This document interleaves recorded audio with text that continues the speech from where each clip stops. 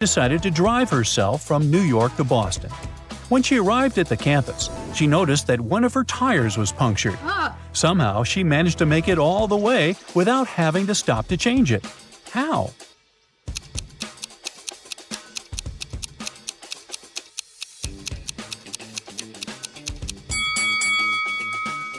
That's because the tire that was punctured was her spare tire.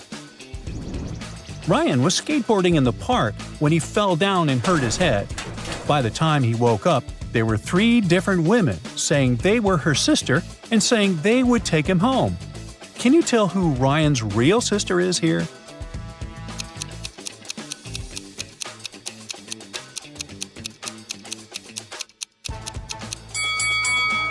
For starters, Ryan is brunette and there's only one brunette woman. The other ones are blonde. Plus, they're both wearing a bracelet that says Smiths, which must be their last name. Sarah and David are late for work. They left their house in a hurry to get to the bus station on time. One of them is definitely not going to be able to catch that bus. Can you tell which one of them it is just by looking at the picture?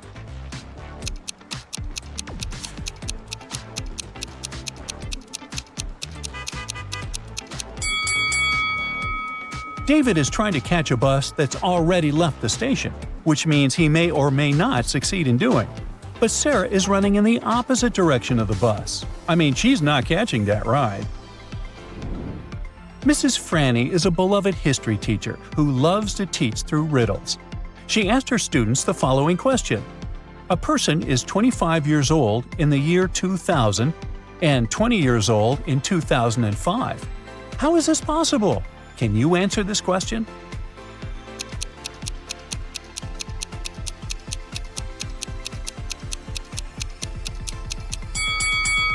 It's possible because the person lived before the common era we're living in now, and years were counted in a different way.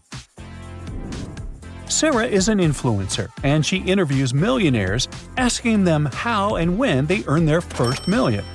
She boarded a train in Paris, looking for the next person to interview. Inside the train cabin, there were 3 people that looked really rich, except that one of them was faking it.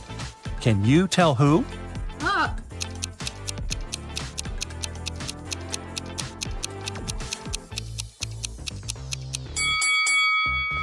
The first woman is carrying a designer bag that looks legit. The elderly man is wearing a really expensive suit. But if you look closely, the blonde man's sweater has a tag written polyester in it. That's such a cheap material. He's definitely not rich. Mark and Lisa said they could bring cakes to their office parties, but both of them are having a tough time baking the cake.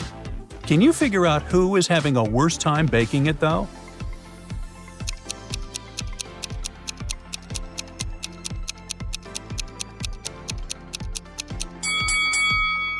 Mark is trying to mix ingredients, but doesn't have a blender to mix. And Lisa's doing the same, but the oven won't turn on, so Lisa is having the worst time. Mark can mix it with a spoon, but Lisa can't cook without an oven. Becca and Emily were freshmen in university. They needed to pass a challenge to get into a very selective sorority. The test was to pick 25 red apples, 47 green apples, and 3 yellow apples in a huge garden. Who do you think is doing a worse job here?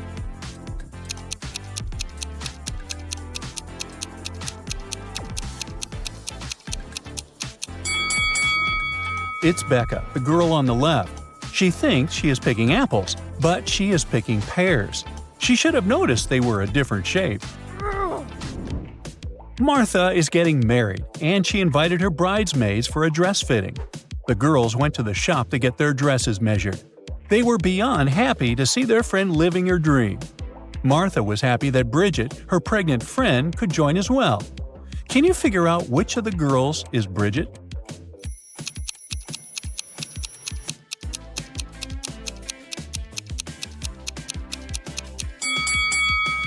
Oh, it's the lady eating the pie, of course. She's definitely having one of those irresistible craving moments. Bob is the CEO of his own company. He is known to be the best boss around, which is why his employees decided to throw him a surprise party for his birthday. One of the employees is Jenna, Bob's sister. She's the one leading the whole thing. Take a look at the picture. Can you figure out which one of them is Jenna?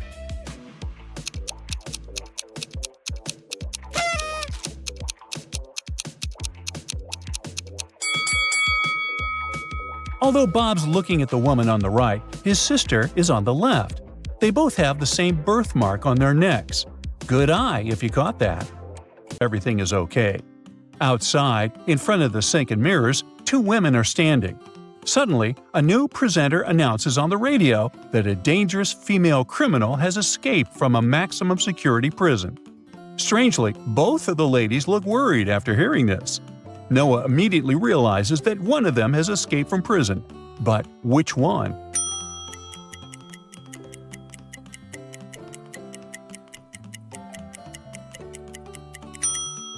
The second woman, who is putting on makeup, is the fugitive the police are looking for. The bracelet on her wrist is actually not a real bracelet. It's a broken handcuff. She managed to escape, but she was unable to remove the handcuff completely. The next evening, Noah is serving one of the tables when he notices something strange about the customers sitting there. One of them seems to be not who they claim to be. Which one is it?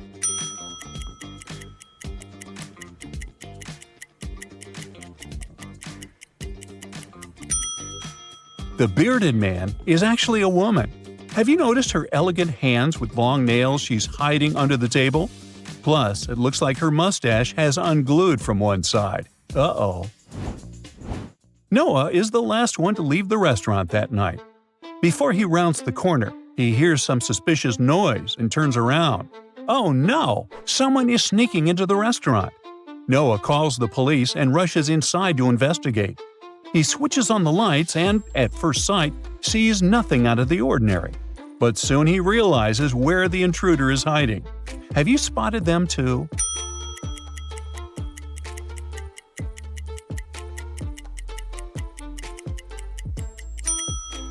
A pair of boots are sticking out from under that curtain.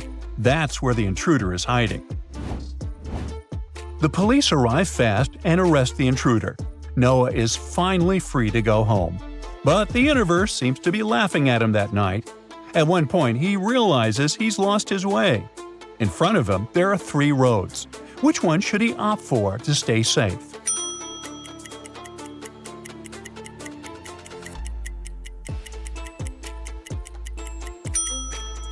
The road on the left doesn't have any streetlights further ahead and plunges into darkness. It might be unsafe to go there. The road on the right is guarded by a few unfriendly dogs. So, even though this street in the middle is very narrow, it's probably the safest option for Noah.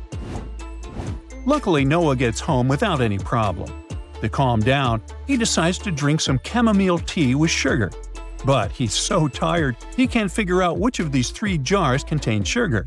Can you help our poor guy?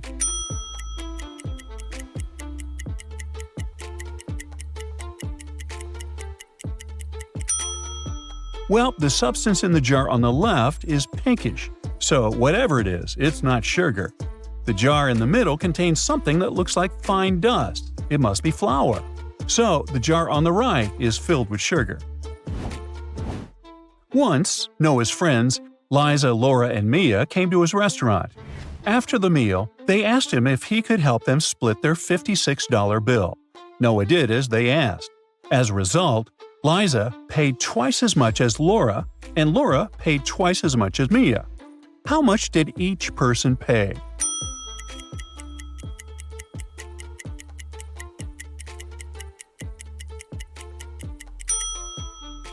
Mia paid $8, Laura paid $16, and Liza paid $32. The girls told Noah that they parked their cars not far from the restaurant, and the guy went to see them off. It had been snowing all evening, but surprisingly, they saw that only 2 cars had snow on them. Why was the third car snow-free?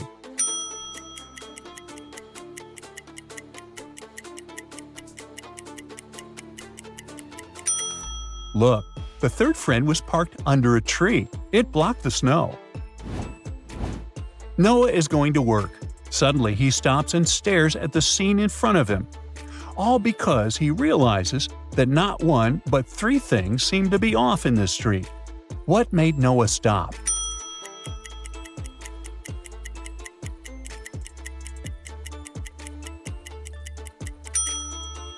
First of all, it's these traffic lights. I mean, where's the red? Then, look at this tram. It doesn't have doors. Creepy. And finally, there are no tram tracks. Yep, there's something seriously wrong with this tram. A man rushed into the restaurant, claiming he had heard a very loud noise coming from the house next door. He was afraid to go investigate alone, so Noah went with him. They ran inside and found the house owner on the floor of his bedroom, tied and gagged. Once free, he said he had been in bed reading a book when a man in a black mask broke into his room. The criminal tied him up, took all his money, and disappeared. Noah didn't believe the man's story. Why?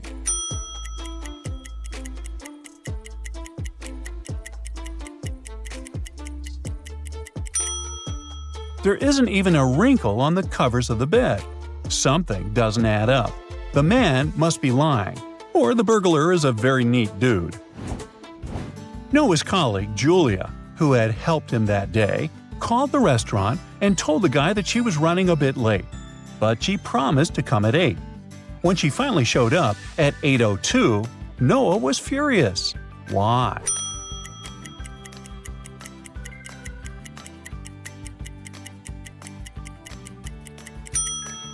Noah works night shifts, so of course, he thought Julia would come in at 8 p.m., but the girl showed up at 8:02 a.m. Noah's boss gave the guy a sack with coffee beans and asked him to fill 2 empty sacks with the beans from the first sack. But the problem is, all 3 sacks are of the same size. How can Noah do it?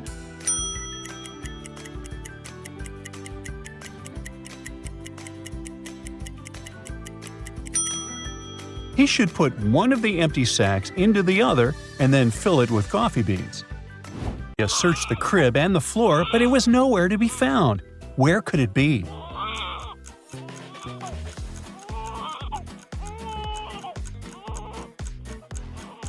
Look at the baby's tiny fist. The pacifier is clutched in it. Jordan probably squeezed it while falling asleep. Olivia was washing 8 pairs of baby socks. When she hung them up to dry, she realized one sock was missing. How many socks are left? Can you help her count?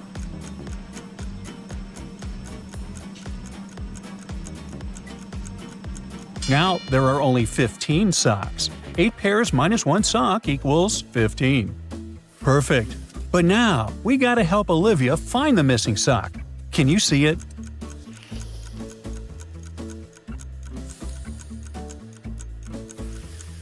Yep, it's on the baby's little foot. Olivia must have gotten distracted and put it on Jordan without realizing it. Once Olivia took Jordan for a walk in the park. There, she saw 2 women with strollers. One of them is a young mom and the other is a nanny. Can you help Olivia figure out who the real mom is?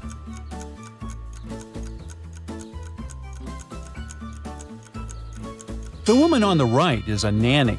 She's holding a planner with the child's schedule, feeding times, naps, walks, activities, stuff like that. The real mom doesn't need any notes because she remembers everything. Or she thinks she does. When Olivia's kid grew a little bit, they got invited to their neighbor's child's birthday party. But when they came there, Olivia saw something very strange. Can you figure out what appeared strange to her?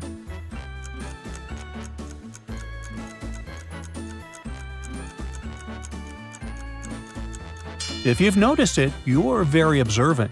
The woman seems to be filling the kids' cups with milk. But how is she doing it if the jug is actually empty? Ooh, what if she's an alien? Oops, wrong video. Never mind. One day, Olivia's 10-year-old niece visited them. To treat the kids, the woman cooked delicious pastries and left them on the kitchen table. Suddenly, her phone started ringing and she left the children alone for a minute to answer it. When she came back, one of the pastries was missing. Olivia's niece said it was Jordan who took the pastry, but Olivia didn't believe her. Why?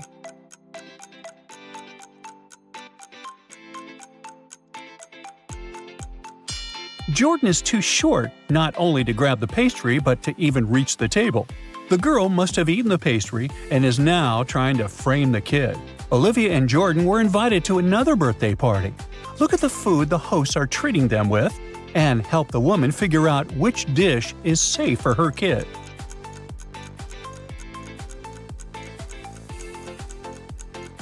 Well, I wouldn't risk eating this cake. It smells really bad. Flies are resting on these cookies. Luckily, these apples look safe to eat. It's Jordan's first day at a nursery school. Both Olivia and the kid are excited, and they don't want to be late. But here's a problem. There are 3 paths leading to the school building. Please help Olivia choose the best way.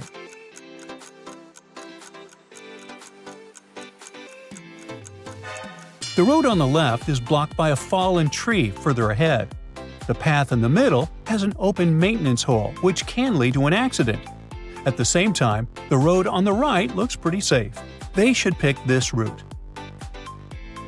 Olivia and Jordan were on the playground. Jordan was playing in the sand, and Olivia was watching him. Suddenly, the woman realized that one of the kids' toys was missing. It was an orange teddy bear. She looked around and saw only 3 other people around. Can you figure out who took the bear? It was that elderly man. Look, the teddy bear's paw is sticking out of his pocket. Who knows why he took it? Some years later, Olivia left Jordan alone at home for the first time and told him to be a good boy. But when she came back an hour later, she understood that the boy had done something he shouldn't have done. Look at the room attentively and try to figure out what 3 things upset Olivia.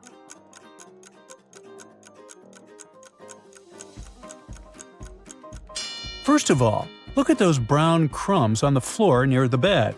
Jordan ate some chocolate cookies. The TV remote is not in the same place as before. The boy must have taken it to switch on the TV and watch cartoons. And finally, he was in a creative mood. Look at that drawing on the wall near the door. Jordan's birthday is around the corner, and the boy asks Olivia to invite his best friend to the party. Olivia is confused. Jordan is a very outgoing kid and has loads of friends. He's especially close to these 3 children. Look at Jordan's room and try to help Olivia figure out which kid is Jordan's best friend.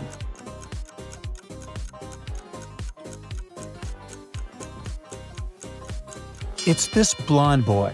A kid's painting depicting him is hanging on the wall over Jordan's bed. Olivia invited not only Jordan's best friend, but also many other kids to her son's birthday party. When all of them showed up, she realized that one guest came uninvited. Can you spot the intruder?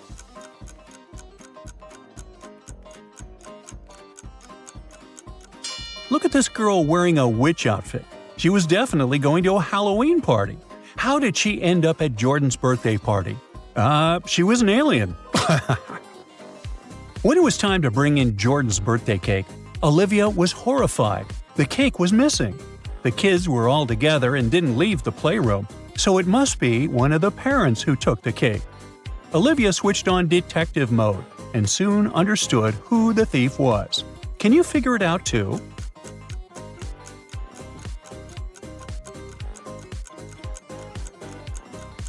It's this granny. Look at her blouse, that dark stain. Isn't it chocolate? She's the one who took the cake. Hey, we should introduce her to the grandpa who took the orange teddy bear. What do you think? At first, Olivia panicked, but luckily, she found the solution fast enough. She called the nearest bakery and ordered another cake. They said they would send one immediately and asked her to pick a delivery person. Look at these 3 delivery people and select the most trustworthy.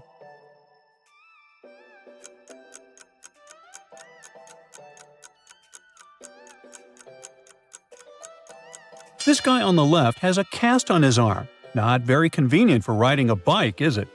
The girl on the left seems fine, but look at her bike. The front tire is flat. So the man in the middle seems to be the CEO of his own company.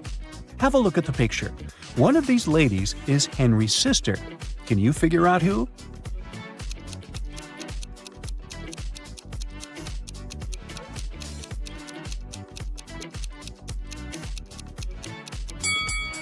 Although he's looking at the woman on the right, his sister is on the left. They both had the same birthmark on their necks. Good eye, if you caught that. There was a recent break-in at Mr. Frank's grocery store. Luckily, the security cameras captured everything. Mr. Frank called in Detective Harper to crack the case. Harper noticed one small but very important detail that solved the mystery. Take a peek at the images Detective Harper reviewed. Can you figure out who the thief is?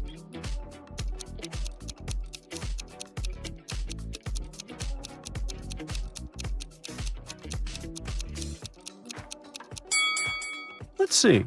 That guy is just carrying around a baguette. The one near the fridge has normal groceries in her cart. And the last guy is holding a lettuce in his hands. But hey, take a look at the lettuce. It has such a weird shape. In fact, it has a banana inside of it. That guy was trying to sneak out with a banana and a lettuce. He's the thief, definitely. And a weird one.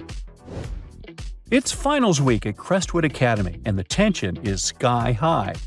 Check out the classroom and see if you can figure out who's cheating.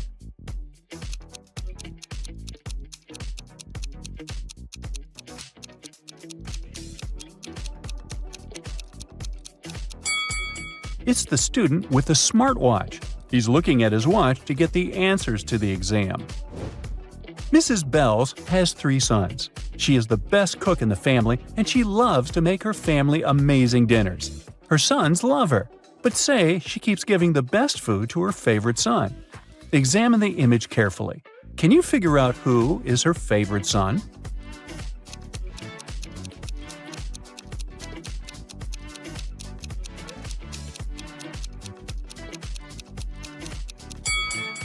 It's the one in the middle. While all the other boys have a food plate in front of them, the little guy in the middle is already eating dessert. She gave him the best first. Bibi, Jenna, Miriam, and Jackie were called to the CEO's office for a meeting. It started to rain just before the meeting, and one of the ladies got in at the last minute. Their shoes got wet, and they stained the boss's carpet. Take a look at the image. Can you figure out who stained his carpet?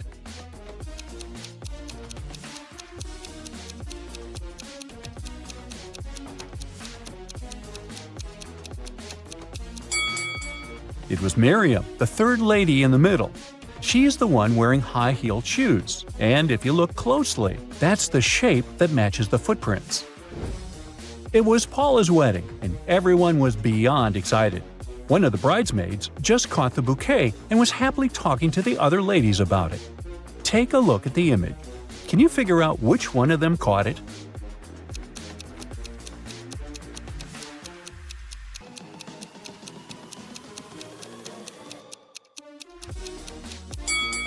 It's the lady on the left. If you notice, she's surrounded by bees, who were attracted by the flower's pollen. It was Ricky's birthday, and he invited his best friends to go camping with him.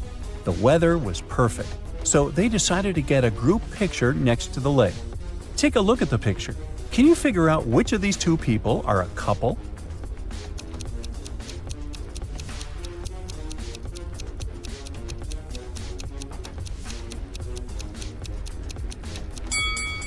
If you look closely, the first girl on the left and the boy in the middle have matching tattoos. They have a cute little heart tattooed in different parts of their bodies. They're definitely a couple.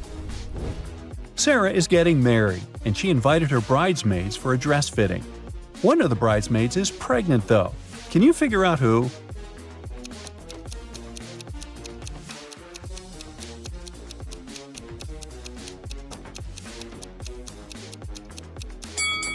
Oh, it's the lady eating the pie, of course. She's definitely having one of those irresistible cravings. Sandy and Priscilla met for afternoon tea, and one of the ladies took Jake, her younger son, along. Can you figure out who Jake's biological mother is just by looking at the picture?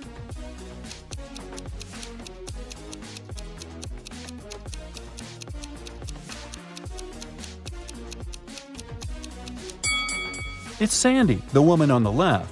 She's got the same hair color as Jake. Jenny's living large, and Lana's just scraping by.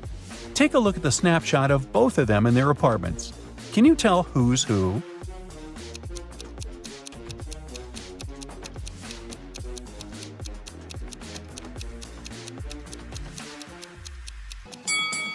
Lana's on the left. Even though her place looks pretty stylish, all the decor still has the price tags on it. She's probably planning to return everything after snapping that picture. Alex and Jordan finally decided to get married after dating for 5 years. On their wedding day, just before the ceremony was about to start, Jordan asked Alex to grab a bracelet from her dressing room, the one he gave her on their first anniversary. But when Alex walked in, something super weird happened. 3 Jordans were standing before him, all looking exactly the same. Since Jordan's uncle was a bit of a mad scientist, Alex immediately suspected he'd cloned her. Take a look at the picture. Can you figure out which one is the real Jordan?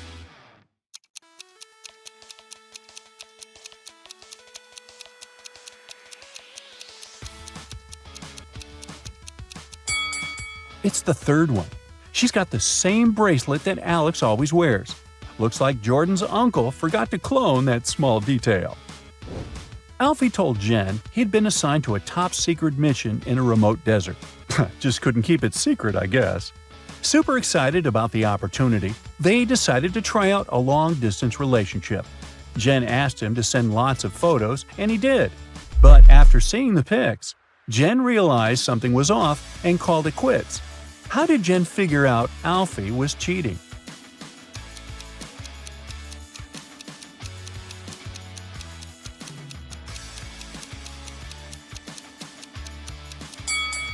One of the last pics that Alfie sent had palm trees in the background, but there aren't any palm trees in the desert. Plus, the photos of the animals, there were kangaroos and koalas, which definitely don't live in the desert. Looks like Alfie faked the pics and wasn't where he said he was. Oh, and in one of the photos, there's a lipstick smudge on his shirt. The royal family of Ravania were going to visit the city during their world trip, and, of course, they were all bringing their precious crowns with them. They asked the mayor of the city to take special precautions. Thank you. So, he placed the crowns in a safe in a hidden room in his office, guarded by a couple of security officers. However, the next morning, when the mayor came to check on the crowns to report to the royal family that they were safe, he started panicking. Can you guess why?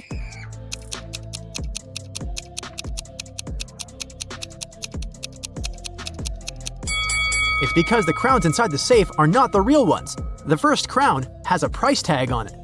The second crown is broken, and one of the gemstones on the third crown is missing. Oh no! That wouldn't happen if it was the real thing. The mayor wanted to make sure that whoever had stolen the crowns was caught. He also hoped the police would find them before the media learned about what had happened. And the only person who could help him was Detective Zelda. So, he immediately called her. The detective arrived at his office and inspected the secret room. She noticed something that might help her with her investigation. Can you figure out what it is?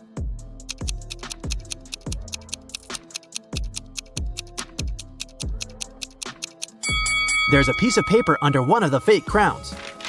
The thief left a note. Detective Zelda read it. Dear Mayor, I'm very disappointed in you. This accident has proved how inept you are at providing comfort and security for your guests, as well as your citizens. I believe I can be convinced to give the crowns back if you pay me a large, and I mean it, sum of money. Mark my words and count on what I say in my letter on this matter. Here is my contact number.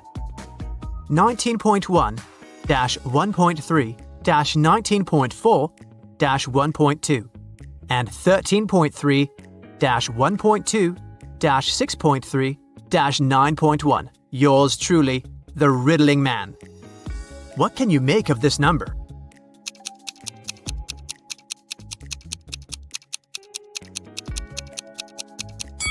Well, the mayor thought it was a phone number. He immediately took his phone and dialed the number. But, just as Detective Zelda suspected, no one answered. In one of the last sentences of his letter, the Riddling Man underlined mark, words, count, and letter. That must be a hint. The number before the dot indicates which word you should look for in the note, and the number after the dot tells you which letter you need in that word. For example, 19.1 means you need to find the 19th word, which is comfort. The letter you need is the first one, which is C. When you do that for every number, you'll get Cafe West. Before Detective Zelda left for the cafe, she decided to check the security camera footage recorded at night. The mayor took her to the surveillance room. There were 3 different monitors, each showing the room from different angles. Detective Zelda realized only one of them was still recording live. The other 2 were showing fake images. Which recording is real and why?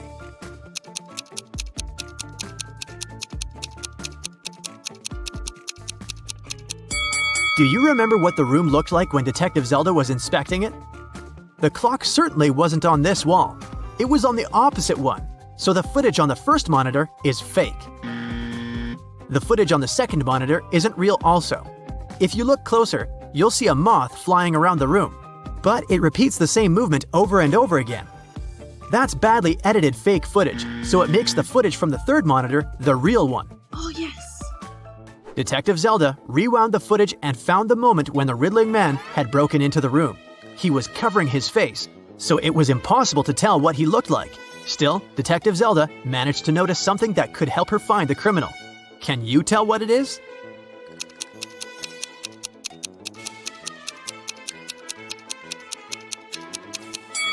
If you look at the lower left corner, you'll see someone walk into the room and leave it quickly while the riddling man is stealing the crowns. Could that mean that the riddling man has a partner? To find that out, Detective Zelda questioned all the security guards who had been working the night shift. The first guard, George, said that he'd been keeping watch in front of the door. The only time he left his place was when he took a short bathroom break.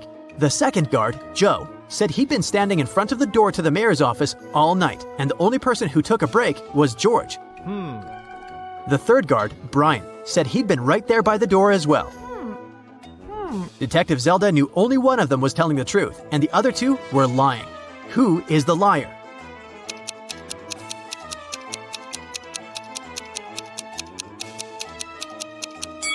Do you remember what the shoes of the man who entered the room looked like? White sneakers, and that's what Brian is wearing. So he's lying. And since Joe didn't mention that Brian had left his place, he's a liar too. George is the only one who's telling the truth. Ciao. Brian and Joe immediately started begging Zelda. "We can't end up in jail. We promised we didn't steal anything. You have to believe us," Detective Zelda asked.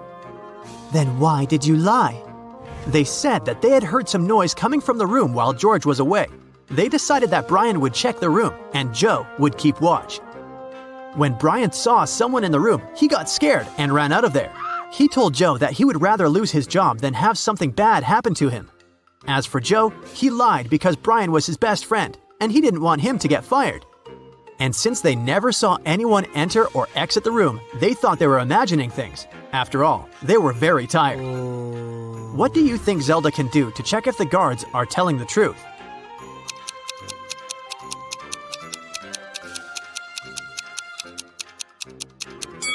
She can check the surveillance footage of the street outside the building to confirm that nobody entered or left.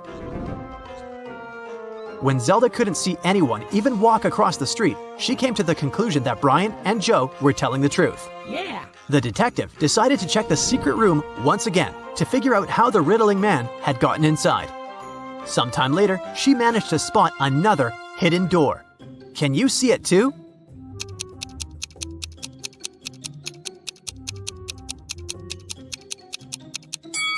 The bookcase is actually a door. Oh my god! She examined the door to figure out how to open it. She noticed 3 buttons, but only one could open the door. If Zelda pressed the wrong button, the door would get locked for good, and she would not be able to figure out where it led. Which button should she press?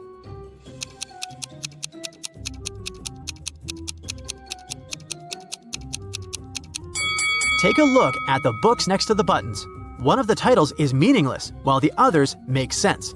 That must be an anagram, a word or phrase formed by rearranging the letters of another. When you rearrange the letters in the title, you'll get the second button. Detective Zelda pressed it, and the bookcase door opened. The woman saw a narrow hallway with stairs leading down. She took a step, and the door closed behind her back. She tried to force it open, but it wouldn't move. The only thing she could do was go down the stairs. She ended up in an underground pit. Inside, there was nothing but a shovel and a sign that showed her that she was around the pit. In the hole to the left, there were venomous snakes. The pit on the right was filled with poisonous gas. And on the ground right above her head, there was an angry dog with sharp teeth. What should she do?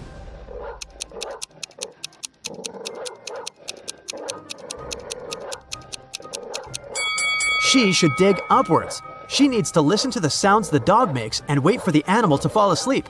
Then she should walk quietly past it. That must be how the riddling man entered and left the room. Detective Zelda didn't want to waste any more time, so she headed to Cafe West. A guy sitting at the table in the corner caught her eye. He looked suspicious. When Detective Zelda started walking towards him, he quickly wrote something on the newspaper he'd been reading. Then he ran away through the back door. Detective Zelda tried to catch him, but failed. She checked the paper and found another note. It said, "You're not the mayor, but I'll give him one last chance. It looks like you work for him, so bring me $20 million in cash. We can meet at the building that has the most stories in 2 hours." What building does the riddling man mean?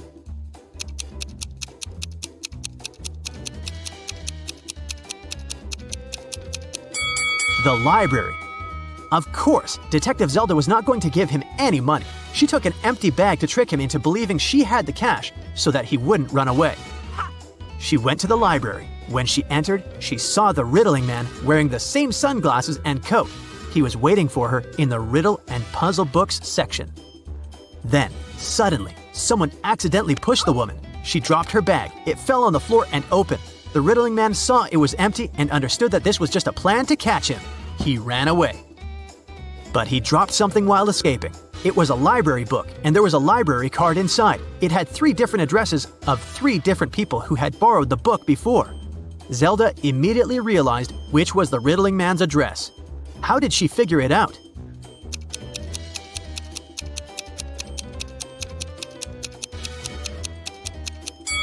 Remember the note the riddling man wrote to her at the cafe? The first address is written by the same person. Detective Zelda had 2 police officers break into the riddling man's apartment. They found the crowns, but the criminal was gone. For some reason, Detective Zelda felt that she would see the riddling man again. Detective Callum arrived at a jewelry store because the owner reported that someone had stolen a diamond. He didn't let any customers or a cleaning man out, so they were the main suspects. Everyone denied stealing the diamond. There were no fingerprints found. Can you help Detective Callum decide whom he should arrest?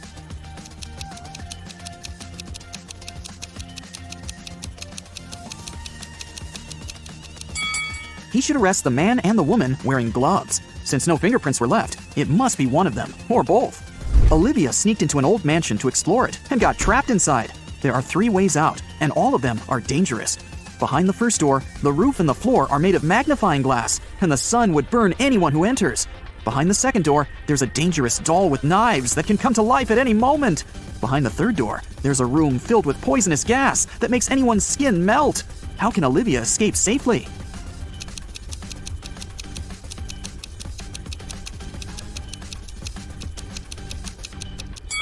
She can just leave through the first door. It's night, so the sun isn't shining, so the first way out is safe.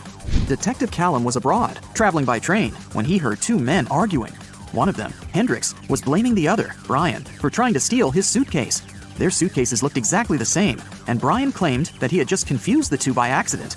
Detective Callum asked both men to open their suitcases. Do you think it was an accident?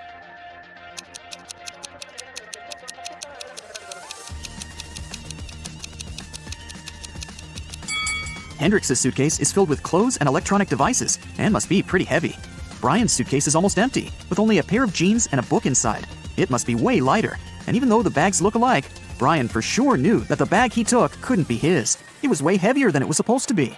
Luna found her cousin Mia poisoned in her room and called the police.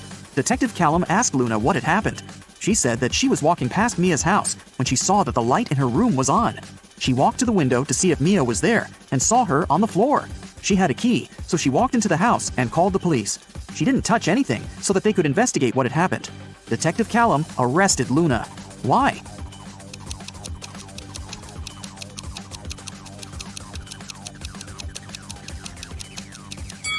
She said that she saw Mia in the window. But look, the blinds are closed. If Luna hadn't touched anything, she couldn't have seen what was going on in the room. She must be lying about something. While Ms. Virginia Dell, a rich lady, was on her 3-month business trip abroad, Her mansion was robbed. The security was notified, and Detective Callum started the investigation. There were 3 people caught on the security camera, and he started interrogating them. Charlotte, Ms. Dell's cousin, said that she'd visited several times to collect the mail. Camilla, the housemaid, said that she had come 3 days ago to clean the house. Ismail, the gardener, said that she came every Wednesday to take care of the garden. All of them denied stealing anything. Detective Callum arrested one of them. Whom?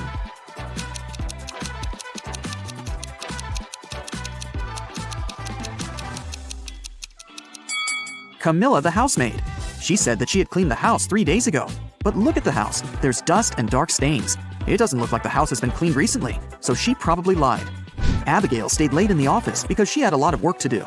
She left the room to get some snacks and a coffee. Half an hour later, she returned and found out that someone had stolen her wallet, so she called the police. Detective Callum interrogated 3 people who were still in the office.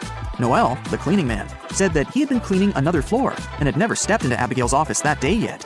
Sonia, the accountant, said that she had been talking on the phone with her mom. Sean, a regional manager, said that he had been in his office flooded with work. Who stole the wallet?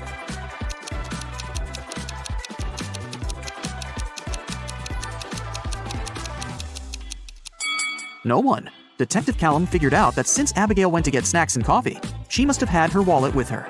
He just recommended she should get some sleep and stop overworking. Elizabeth and her daughter Ella went abroad traveling. They were walking and shopping in one remote town when Elizabeth noticed that Ella had disappeared. She called the police and they started to look for the girl. There were 3 people nearby and they were interrogated. Layla said that she hadn't seen the girl. Madison said that she had seen the girl with her mom, but that was it. Amelia said that she had heard someone screaming, but she hadn't seen who it was. Who should be arrested?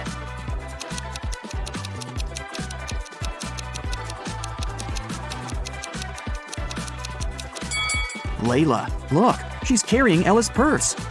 Gideon had a girlfriend, a sister, and 2 cousins. Figure out who Gideon's sister is if the cousins are saying the truth and the sister and the girlfriend are lying. Chloe. E is his girlfriend. Ruby. Chloe is lying. Skylar. Ruby is lying. Lily. Skylar is not his sister.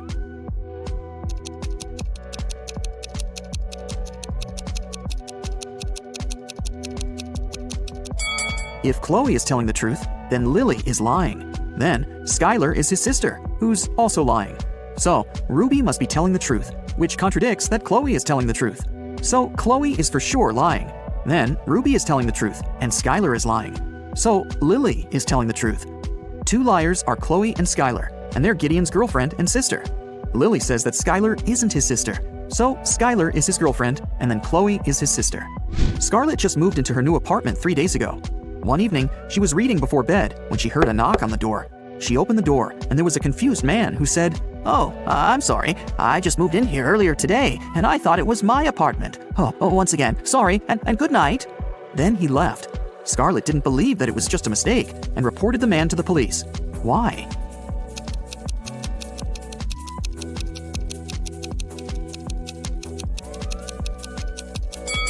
The problem was that the guy had knocked. If he had really thought it was his room, he would have tried to open it with his own keys. Nora lived alone in the city suburbs. She called the police and reported that someone had robbed her house and stolen her savings that she had been keeping in a pair of socks on one of her wardrobe shelves. Detective Callum arrived with the police, took a look at the room, and closed the case, claiming that the lady was lying. Why did he think so?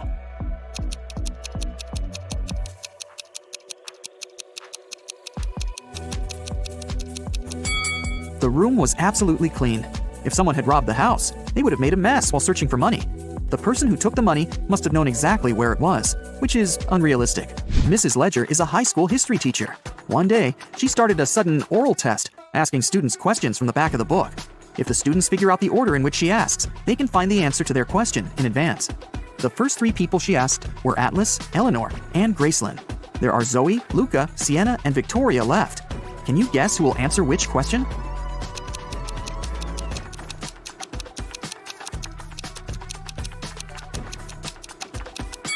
Mrs. Ledger is asking students in alphabetical order. So, up next is Luca, then Sienna, then Victoria, and Zoe. Another day, another test. Once again, Mrs. Ledger is asking students. This time, the first ones to answer were Zoe, Luca, and Atlas. In which order will she ask the remaining students?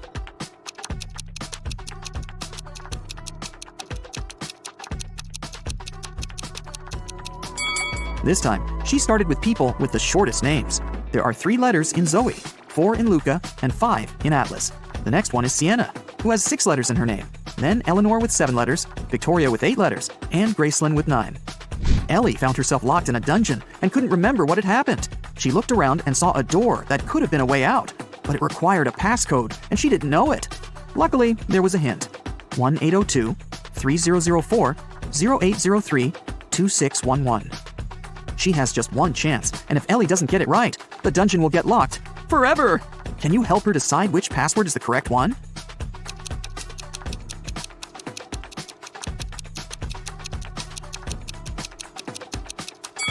Take a closer look. Some numbers have faded away a bit. This is probably because they had been used the most. They are 1, 2, and 6. The only code that uses all of them is the last one, 2611. It must be this one. Aurora came home after a long day at the university and was excited to eat the mint-flavored ice cream she had bought in the morning. But when she opened the freezer, the ice cream was gone. Aurora asked her 3 siblings who had eaten her ice cream, and they all denied it. Dawn said, "I'm on a diet, and I haven't been eating ice cream and stuff for a week now." Everett said, "Dude, I had my chips. There was no need to eat your ice cream this time." Phoenix said, "First, I don't like mint ice cream, and second, I was in my room all day, and I didn't even go down once until now." Who has eaten the ice cream?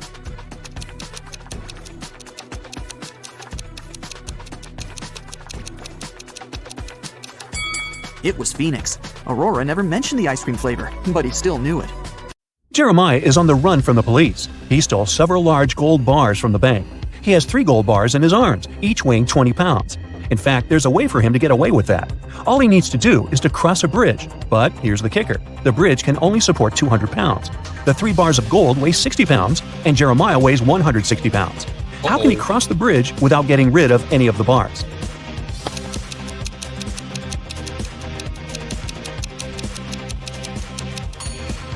Seems like to do so, one of the bars should literally float in the air. To make it happen, Jeremiah must juggle them. This way, only 2 bars will be acting on the bridge, while the third one will be airborne. Voila! 160 plus 20 plus 20 equals 200, so the bridge isn't likely to let Jeremiah down. You're playing dodgeball with 2 other people, Arnie and Preston. You're standing in a triangle, and you all take turns throwing a ball at one of the others of your choosing until only one person is remaining. You have a 30% chance of hitting someone you aim at. Arnie has a 50% chance, and Preston a 100% chance. Yeah, this guy never misses. If you hit somebody, they are out and no longer get a turn. If the order of throwing is you, Arnie, and then Preston, what should you do to have the best chance of winning?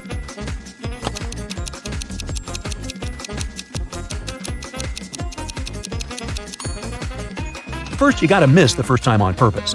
If you try to hit Arnie and you do hit him, then Preston goes next and he will 100% hit you and you will lose for sure. If you aim at Preston and hit him, then Arnie will go for you. If you miss on your first turn, Arnie will go for Preston for sure because he's a stronger player. If he hits him, then it's just you and Arnie, but you are going first. If he misses, then Preston will hit Arnie and it will be just you and Preston. But again, in this case, you are going first. It will be a 30% chance, but this way, you're in the finals. A man wants to enter an exclusive club, but he doesn't know the password. Another man walks to the door, and the doorman says 12. The man says 6, and is let in. Another man walks up, and the doorman says 6. The man says 3, and is let in. Thinking he has heard enough, he walks up to the door, and the doorman says 10. He says 5, and he isn't let in. What should he have said?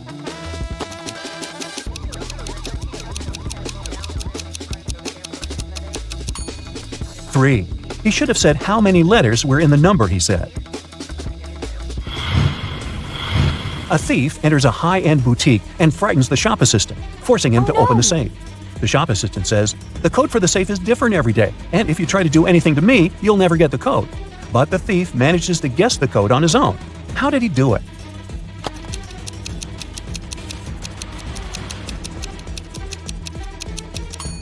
That thief was smart. The code is different. The shop assistant told him this. A woman is found alone in the middle of the desert. She's surrounded by a pile of debris and a wrecked plane. There are no other signs of life in the area. Despite the crash, the woman is alive and well. Nothing serious happened to her, and she appears to be in good health. How did she survive?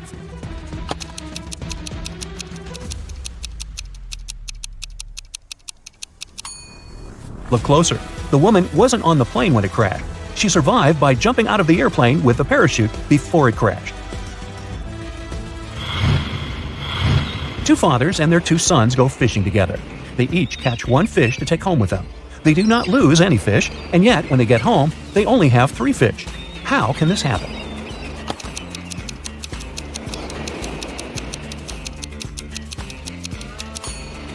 There are just 3 people: a grandfather, his son, and his grandson.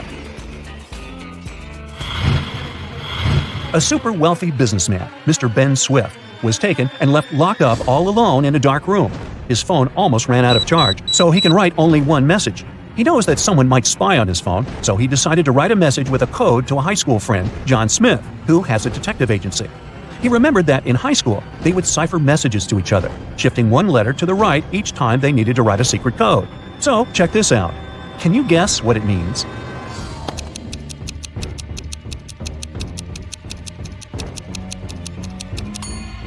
It's not gibberish. The message is, "It was my accountant." You were wandering in the jungle, and all of a sudden, you saw a magnificent antique castle. You enter it and see its inhabitants. It's kind of hard to say if they're friendly or not, but hey, look, they just fetched you some snacks. Still, you can tell from their grins that these snacks must be a trap for you. You can't say no to them and need to choose something to eat. There are 4 muffins before you, all looking yummy, and your mouth is watering. One of the dwellers, who seems to be their leader, tells you that the first muffin has some fermented cabbage inside. The second one is swarming with live ants. The third one has mud instead of chocolate cream, and the fourth one has ackee fruit inside. So, which dessert would you opt for?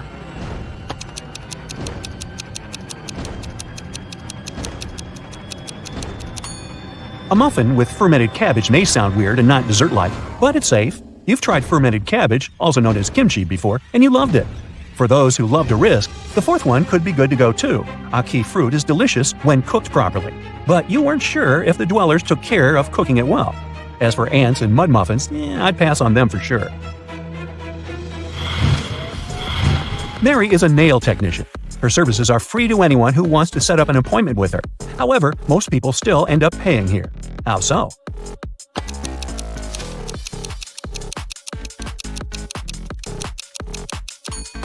Mary only does one hand for free, so most people who come to get her services end up paying the full price. They don't really want to look bizarre with the nails done only on one hand. Jocelyn went grocery shopping and bought a lot of milk, yogurts, meat, and cheese. When she came back home, she realized she had nowhere to store all these products, as her fridge was already full. How can she save all the food that she bought?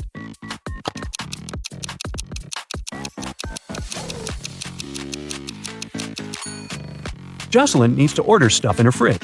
Look, here's a pack of rice, some chips, and even cookies. These products don't need to be stored in the fridge. Once she takes it all out of the fridge, she'll have enough space to store dairy products and meat. Phil's teacher is a great person, but like many other people, he has some oddities. He would never let Phil go home until he solves one of his tricky riddles. This time, the riddle is, how many apples in total are there on a pine if there are 5 apples on each branch and there are 8 branches on the tree? Uh-oh.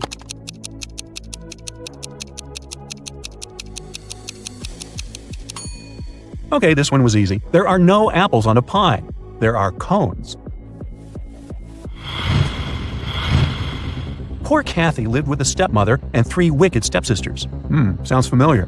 Her dream was to go to a lit party she's been waiting for all year long. Her stepmother, Evelyn, never let Kathy go anywhere. This time, Evelyn decided to let Kathy go when she has finished all the tasks given by Evelyn.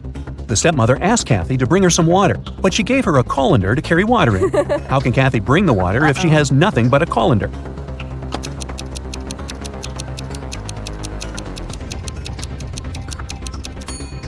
Kathy needs to freeze some water and put it in the colander. It takes some time to melt, but when Evelyn gets that colander full of ice, technically, she'll have a colander full of water.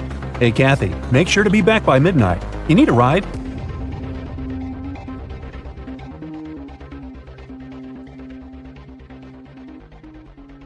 Nellie is approaching a picturesque field. She's carrying a package. If she doesn't manage to open it before reaching the field, she won't survive. Can you guess what's in the package?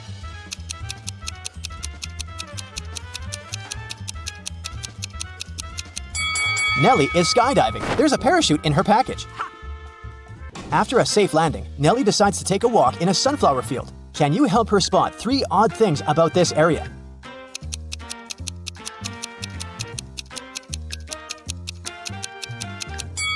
This straw man is winking.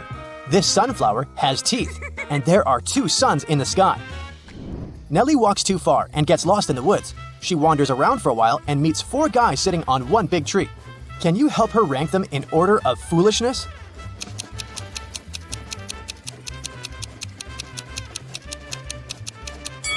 The 4th person is cutting the branch where he sits, so he's the silliest. The 1st person is sitting on the branch that will soon be cut by the 2nd guy. So the 1st person is the 2nd most foolish. The 2nd person doesn't see that he's about to fall too, so he's the 3rd. And finally, the 3rd guy. He's a bad person, but definitely not a stupid one. Nellie moves on and finds a highway. 3 people offer to give her a ride to the nearest town. Can you help Nellie choose the safest driver?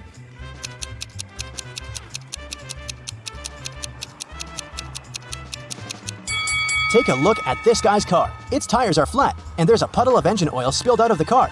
Probably not the safest choice. This beautiful lady and her car are both translucent because they're ghosts. As for this gloomy trucker, he looks pretty reliable. Yeah. Nellie enters the local coffee shop and meets 2 ladies. Both ladies tell her that they are daughters of a famous billionaire. Can you guess who's lying?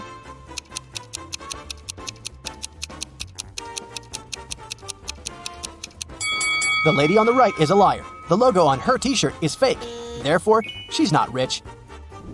Nellie doesn't have any money to buy food. The coffee shop manager feels sorry for her and offers Nellie a free lunch. But first, she has to solve his tricky riddle. Nellie agrees. Here's the task. People have stepped on me, but not many. I never stay full for long. I have a dark side. What am I?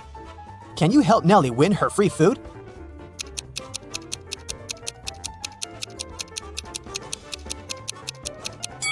The correct answer is the moon. Nellie is eating and looking through the pictures hanging on the wall. Suddenly, she sees something weird. Can you spot any odd details too?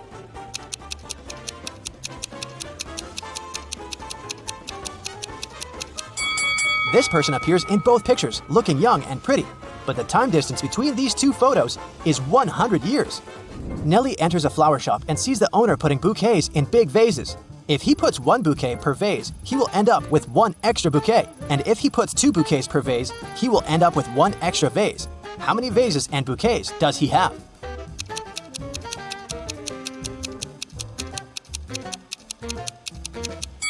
He has 3 vases and 4 bouquets. The flower shop owner offers Nellie a job. He has just received a delivery. There are 3 boxes labeled red roses, white roses, and red and white roses. Each box is labeled incorrectly.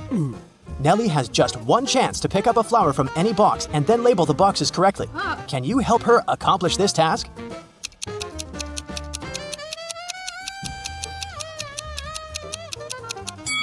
Nellie should take a flower from the box labeled as red and white roses.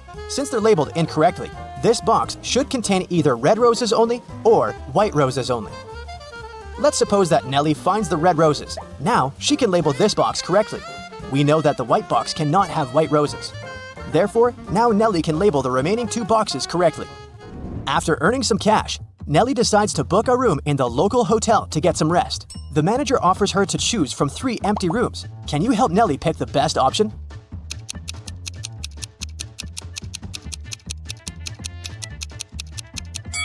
There are cracks in the window glass in the first room.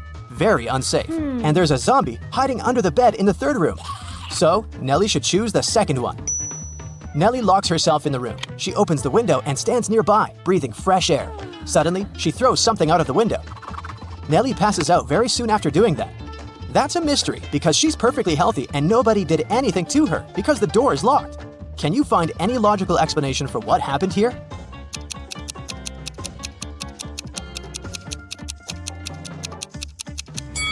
Nellie decided to throw a boomerang out of the window. The boomerang went to the maximum distance and returned back straight to her head. After a while, Nellie wakes up with a headache. She goes to the local shop to buy some aspirin. She spots 3 odd things about this place. Can you see them too?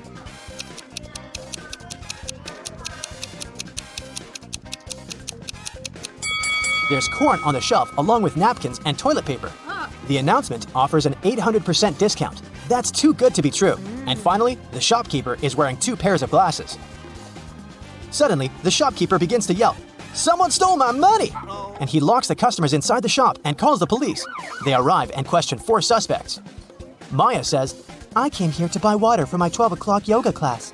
I'm 20 minutes late because of you." Bob says, "What's the point of stealing cash? Everyone knows that people use cards nowadays." Lily says, "This shopkeeper is a bad person. He deserved that." And Nellie replies, "Sorry, I was focusing on my own purchase. I didn't see anything suspicious." After hearing that the officers had arrested one person, can you guess who?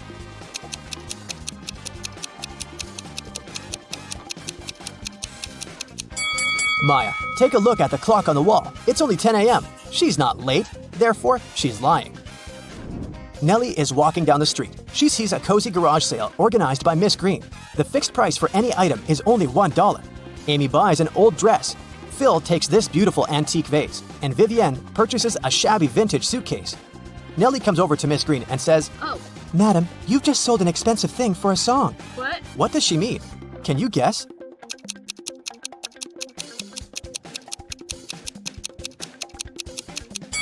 Vivienne lifts this suitcase quite easily, so it's probably empty. And besides, it has holes in the bottom. Therefore, it can't be precious. This vase isn't antique. It has a sticker from a dollar store. Although this dress is dirty and torn, it has a large, expensive brooch pinned to it, so many gemstones can't cost just $1. Nellie asks Miss Green if she can use her bathroom. Miss Green says, "Sure, it's at the end of the corridor." Nellie is walking down the corridor and confuses the doors. Nellie ends up in this messy kitchen. The door won't open. Can you help Nellie find a key?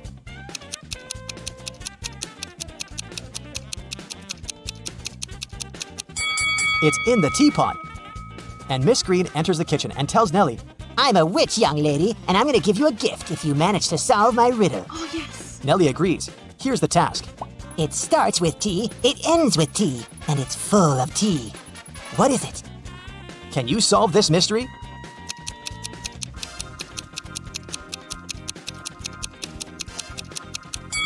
The correct answer is a teapot again. Miss Green brings Nellie to her dusty basement and says, One of these 3 doors leads to a magical world, and the other 2 are fake. You have only one attempt to choose the correct door. Good luck. Oh, yeah. Can you help Nellie out?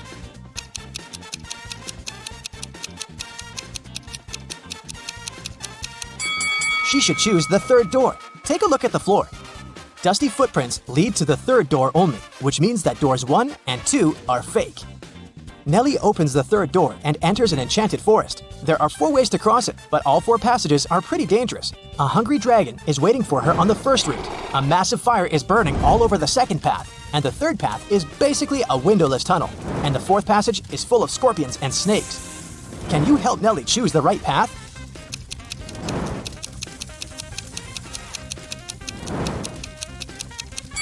She should pick the 3rd way. The tunnel doesn't have windows. But who said it doesn't have an exit?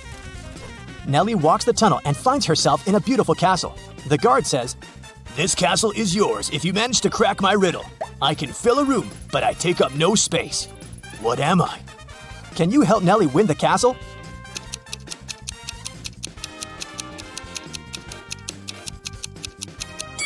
The correct answer is light.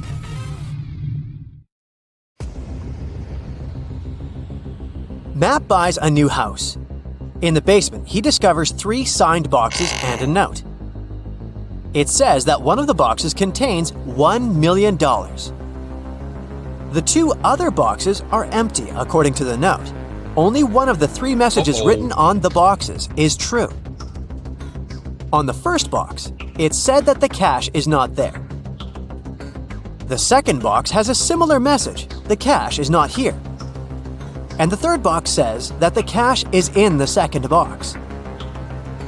If you were Matt, which bag would you choose?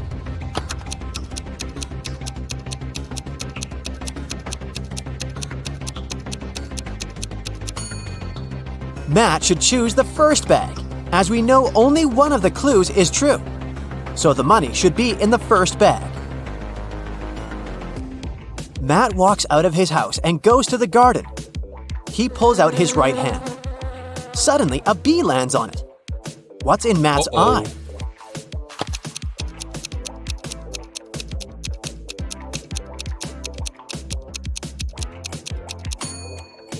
beauty. Why? Because beauty is in the eye of the beholder.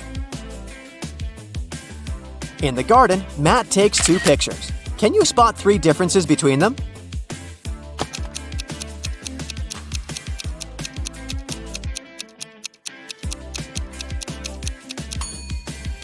Here they are. Matt returns home and figures out that someone has broken into his house, and the thief has just left. How did Matt figure this out?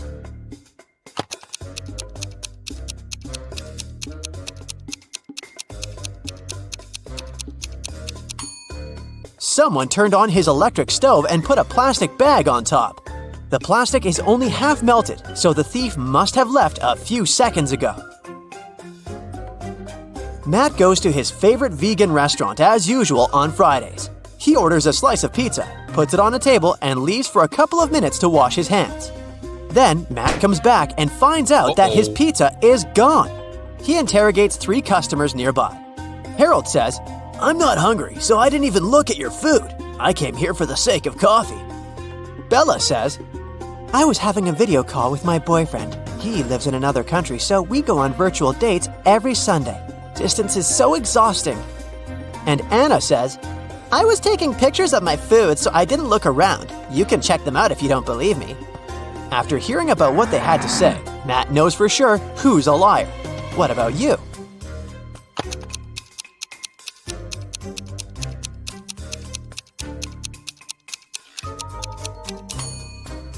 According to Bella, she goes on virtual dates every Sunday. But it's Friday. Liar! Matt's girlfriend Erica is visiting him in his lab. Suddenly, she faces 2 identical Matts. Can you help her figure out who's a clone?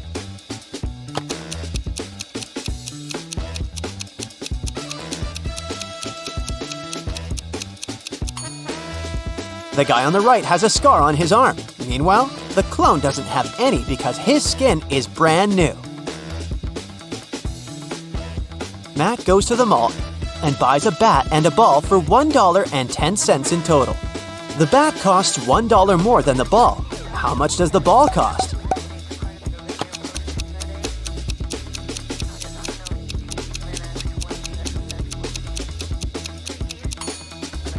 Nope, the correct answer is not 10 cents. It's actually a little less. A ball costs 5 cents and the bat $1.05. And together they total $1.10. Someone robbed Matt's lab. The thief stole the cloning device and he's going to hand it over tonight. This is a great opportunity to catch the criminal. The police figure out the approximate place where to look for the device. They decide to question several people nearby. Greg says, "The garbage truck has just emptied the overhead trash cans." Jeff says, I'm in charge of these trash cans. I checked all the cans next to the yellow ones and found nothing interesting. And Bill just points at all the trash cans that someone approached today. Can you help the police find the trash can with the stolen device?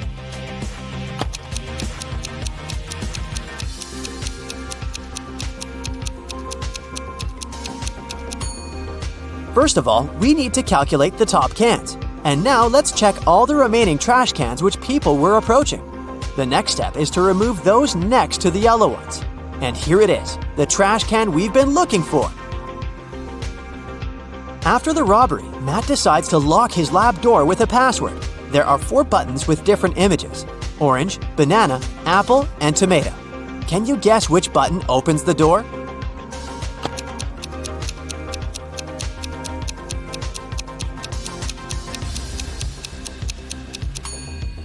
The odd one out is the tomato because all the others are fruits, so it should open the door.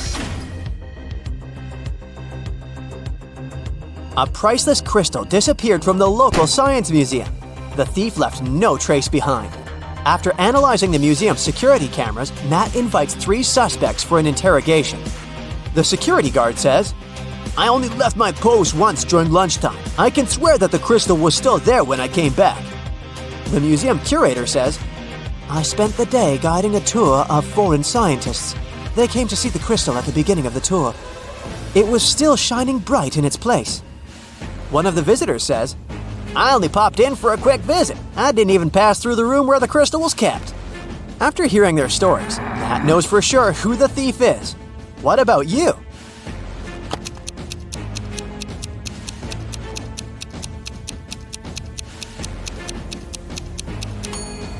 It was the visitor. He hid the crystal in his sleeve.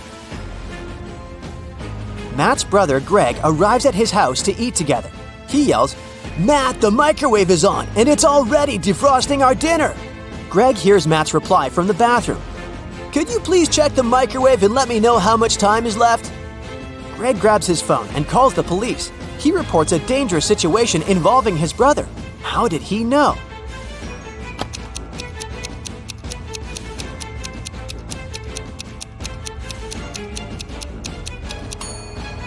Greg is blind, so his brother would have asked him to look at the microwave because Matt knows that Greg can't see. This made Greg suspicious, and that's why he called the police.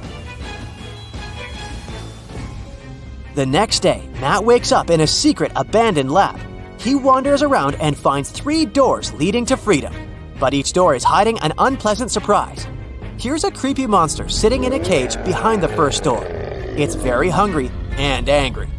There's a bunch of venomous snakes crawling behind the second door, and the lights are off, so Matt won't be able to see them. And behind the door, there's a huge fire. Which way is more or less safe?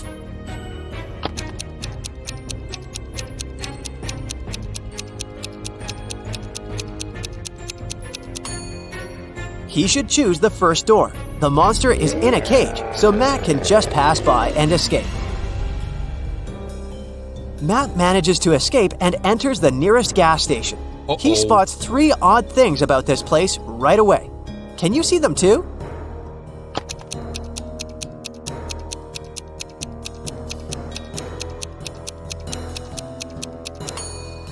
The poster with the engine oil advertisement offers a 0% discount. The cashier has an octopus tentacle instead of hands. See this package of chips? It says they have the flavor of spiders. That's weird. The cashier agrees to help Matt get home if he manages to solve his riddle.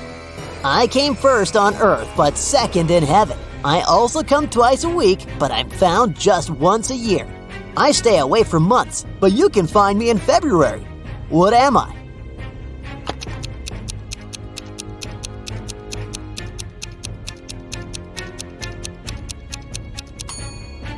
The correct answer is the letter E.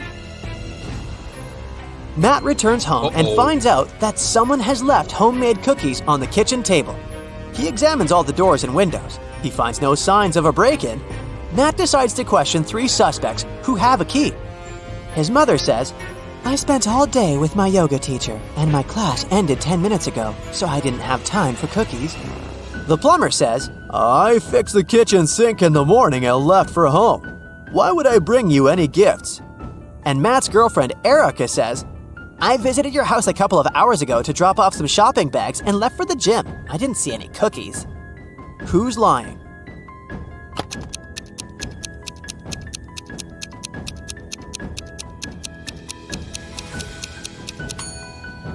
The plumber. Take a closer look at the kitchen sink. It has no tap. Therefore, he lied. Matt is walking in the local restaurant and gets lost in a maze. He has only 15 seconds to get out before it starts raining. Can you help him find the right direction?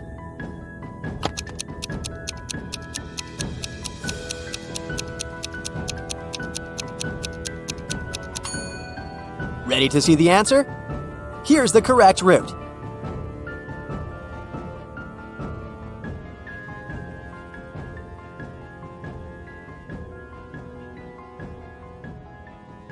Dennis is a talented architect. He's designed a unique skyscraper, and right now, the construction works are starting. His boss asked Dennis to show around a group of specialists from a competitor company. The only condition was that they weren't allowed to take any photos. Dennis did as he was told, but when the group was going to leave, he asked security to detain one man. The architect claimed he had been taking photos during the tour around the site. How did he understand it?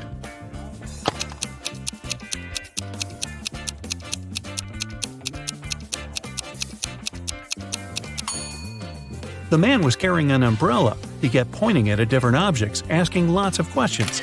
But the sky is cloudless. What does he need an umbrella for? A camera must be hidden there. Nathan came to his friend Zachary, who worked in a museum.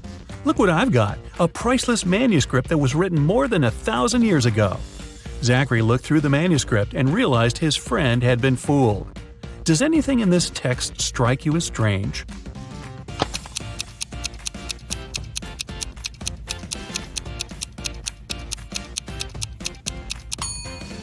If we talk about the dates before the Common Era, they should be in reverse order.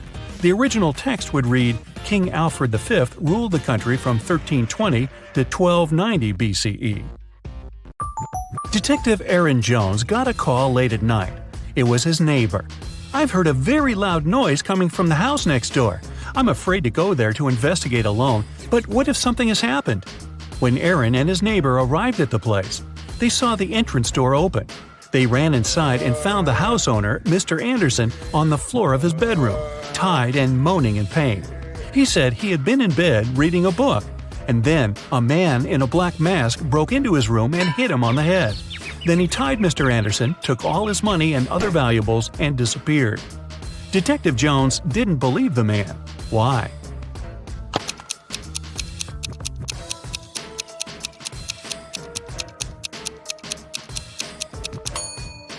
Look at his bed. There isn't even a wrinkle on the cover. It's unlikely that the thief made the bed after tying Mr. Anderson, which means the man is lying.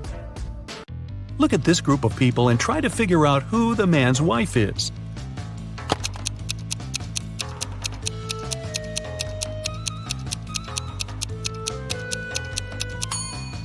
It's the woman in purple. Both she and the biker are wearing matching wedding rings. Joan took part in an experiment, testing her logical thinking and analytical skills. She had to crack riddles to get to the next level. Right now, the girl is locked in a small room. The door will open automatically once she figures out the riddle written on a piece of paper. Which principle is this sequence based on? 8549176320.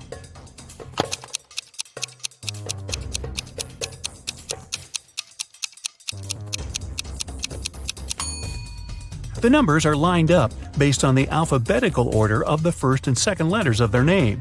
8, 5, 4, 9, and so on. Joan managed to get out of the room and is ready for the next task.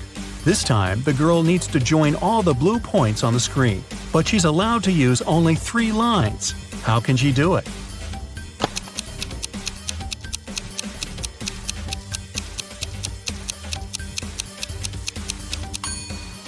She's drawn a triangle. Its 3 sides include all the dots. The next level is rather scary. Joan is locked in a room that's slowly filling with water. This process will only stop when the girl figures out how this equation can be true. 29 minus 1 equals 30.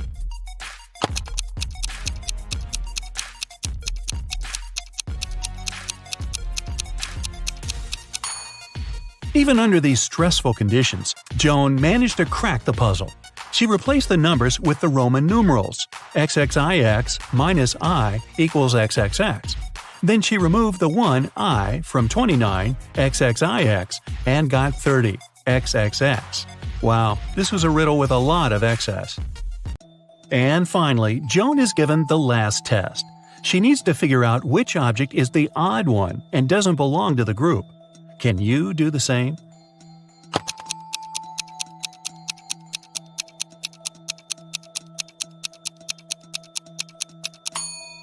It's the first object. It's the only one that doesn't have any individual traits. The second object is uniquely round. The third doesn't have a red line around it. The fourth shape is a different color, and the fifth one is smaller than the rest. 2 cars are driving through the city. They both started their journey at the same time. The green one is moving at a speed of 30 miles per hour. The yellow one is faster. Its speed is 50 miles per hour. And still, at one point, the green car comes across the yellow car. How is it possible?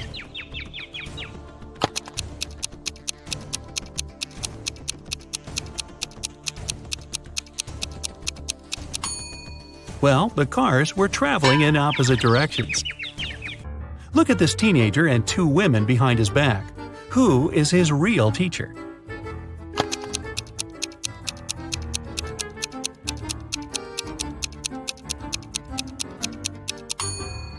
The answer is in the reflection behind their backs.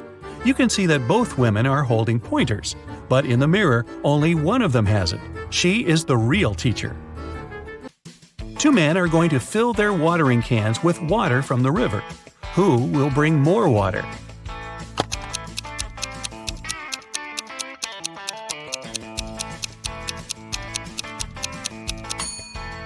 The spout of the older man's watering can is situated lower than the spout of the other man's can, and the level of water can't be higher than the spout. It means the younger man will bring more water. Evelyn wants to visit one unusual restaurant, but to get there, one must know the password. The girl hides around the corner to figure it out. She sees a man come up to the security guard. The guard says 12. The man answers 6 and is allowed to come in. Then a young woman approaches the security guard. He says 6, and she answers 3. Evelyn is sure she has figured out the pattern. She comes up to the security guard and hears him say 4. The girl says 2, and isn't allowed to enter. Why?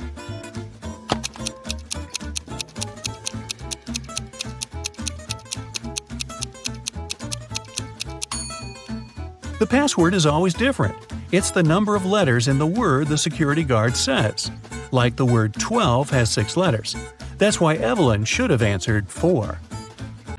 A manager of the most luxurious sea resort in the area called the police. She said someone had stolen a set of very expensive monogrammed bed linen. 3 guests left the hotel that morning: Mr. Sam Taylor, Mrs. Amanda Martin, and Mr. Michael Smith. The police detained one of the guests and indeed found the bed linen in their suitcase. How did the detectives figure out which person was the thief?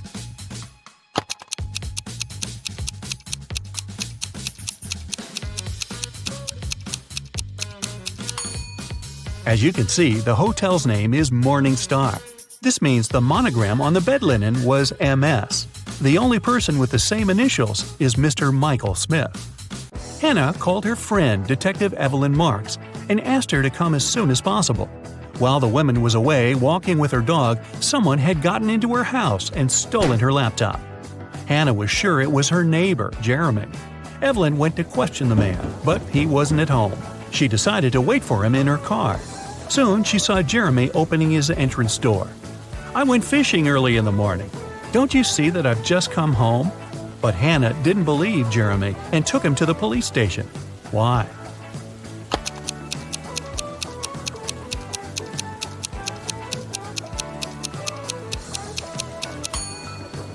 The guy was wearing white sneakers, but it's been raining since early morning.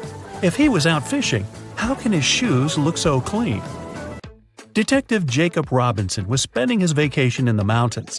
One morning, he found out someone had stolen a big sum of money from the owner of the hotel where he was staying. Jacob offered the man his help and questioned all the hotel guests. Emma said, "I felt unwell and spent all the evening in my room." Lewis explained to the detective that he had only arrived at 2 a.m. and had gone straight to bed. And Simon said, "I've got friends living here in the village. I went to visit them and returned in the morning, just an hour ago." Detective Robinson immediately realized who was guilty. Do you know it?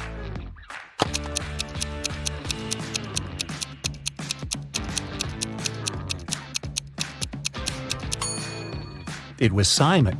Look at the snow around the hotel. It looks untouched with no footprints whatsoever. Then how did Simon get back from the village? Mrs. Williamson told her daughter Maya she wasn't allowed to see her boyfriend Luke until she prepared for her exam. After that, the woman went shopping. When she was coming back, she spotted Luke, who was walking along the street. When Mrs. Williamson returned home, she immediately realized Maya had seen her boyfriend. How did the woman figure it out?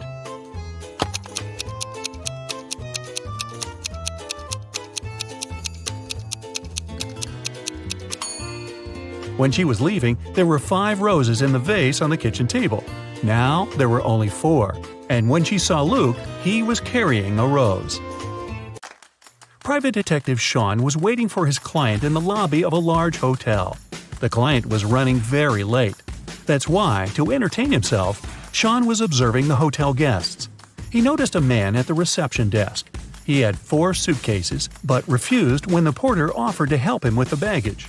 The man went to his room, only to reappear 5 minutes later with the largest of his suitcases.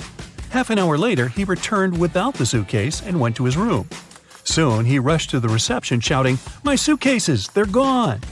Sean introduced himself and, together with the hotel management, joined the man in his room. Something seemed off about the guy, and soon the detective realized he was a fraudster. What did the man do?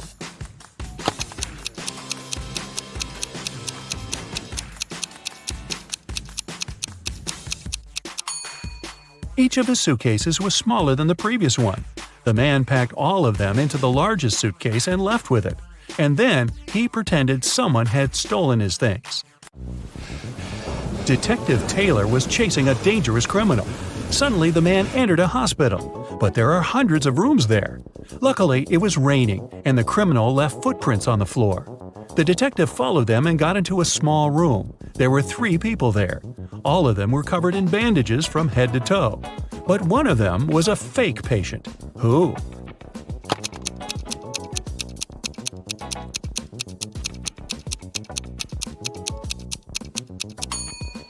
It's the man in the middle. He doesn't have a medical chart next to his bed.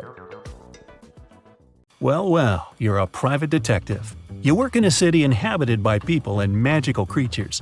You're going to have a rough night. The full moon is coming. It's the time when people and monsters go crazy. Like any detective, you write down your guesses in a diary so that you can summarize the results later. It's afternoon now. You're sitting in your office. Lightning strikes in the sky and someone knocks on the door at the same time. A pale woman enters the room and asks for help. You notice a bracelet on her arm. Her zombie brother is accused of stealing some jewelry, but she's sure he is not guilty. She asks you to prove it. You arrive at the store. On a broken display case where the jewelry used to be, you notice fingerprints. There are 3 suspects: a werewolf, an elf, and a zombie. Which of them is the thief?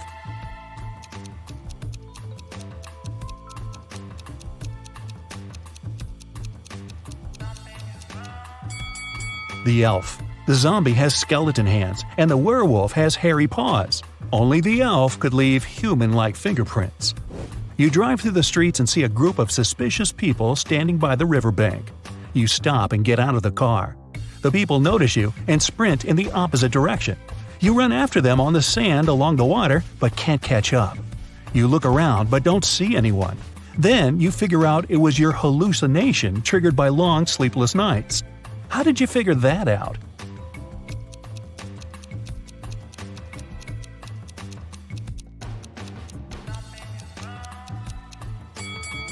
You ran after these people on the sand, but you can only see the footprints of your boots. You're walking back to the car and hear some screams coming from the water. A woman is calling for help. You run into the river and swim toward the drowning woman. But when you approach her, you see 3 people. They're all screaming, but only one of them is a real human and needs help. The rest are mermaids who want to lure you to their kingdom. How can you find out who the real woman is?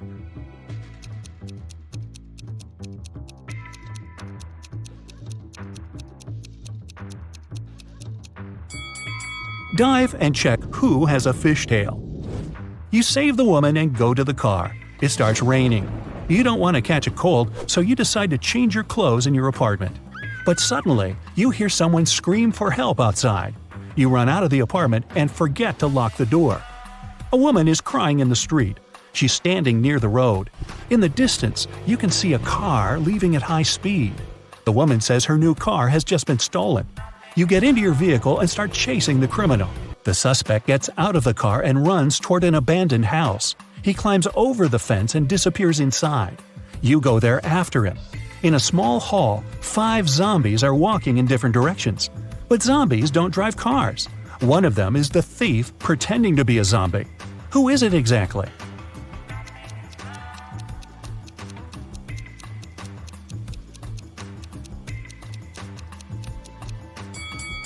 Zombies don't sweat, but one of the creatures you see is covered with sweat. That's because it's the criminal who has been running away from you. You walk through the streets. There's a warning on a post about lizard people charging at the inhabitants of the city. You remember investigating this case, but you couldn't find these reptiles.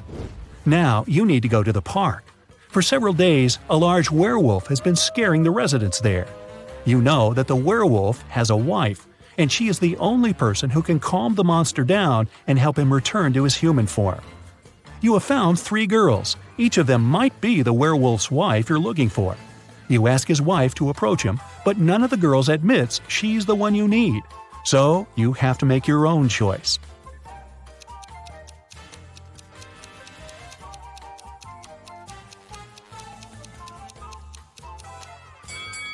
Do you see some wool on this girl's clothes? It's the wolf's fur, which means she's the wife. She walks up to the monster, hugs it, and the werewolf turns into a human. You're hungry. You drop by a pizzeria. The owner of the restaurant says that someone has taken all his weekly earnings from the safe. The thief wore gloves and left no fingerprints. The video cameras were turned off. You know this pizzeria has had several similar incidents over the past year. Every time, the insurance company paid the owner the entire amount that had been stolen. You're sure the owner took his own money to use the insurance again. Take a look at the office and prove that the owner is guilty.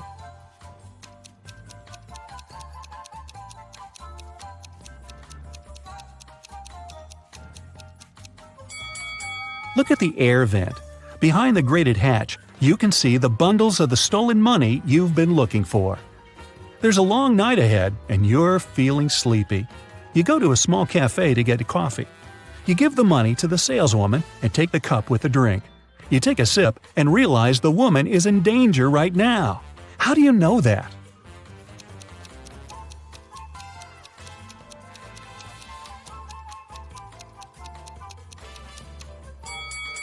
"Help me" is written on the cup she's just given you.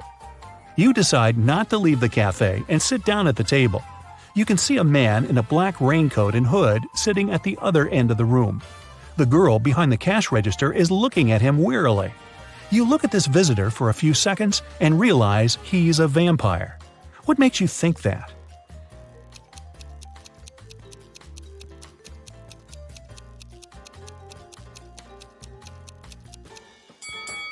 It's night outside. You can see your reflection in the window. The hooded man is sitting by the window too, but isn't reflected in it. He's a vampire. The coffee has cheered you up a little. You're walking along the street, lost in thought. That's why you don't notice an open maintenance hole in front of you. You fall and find yourself in a dark sewer. Phew! Fortunately, you're not hurt.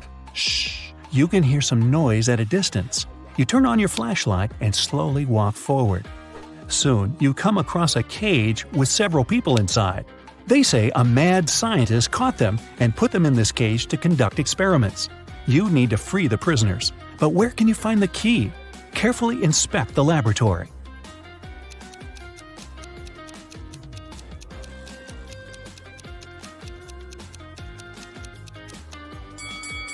One of the jars with chemicals standing on the shelf has a key inside. You take it out and are about to open the cage, but the scientist returns. He tells you not to do this. The people inside are actually mutant lizards. The scientist admits that he accidentally turned regular crocodiles into humans. The scientist managed to catch these monsters and put them in this cage. He's going to turn them back into reptiles and let them go. The prisoners say they are humans, and the scientist lies. Who do you believe?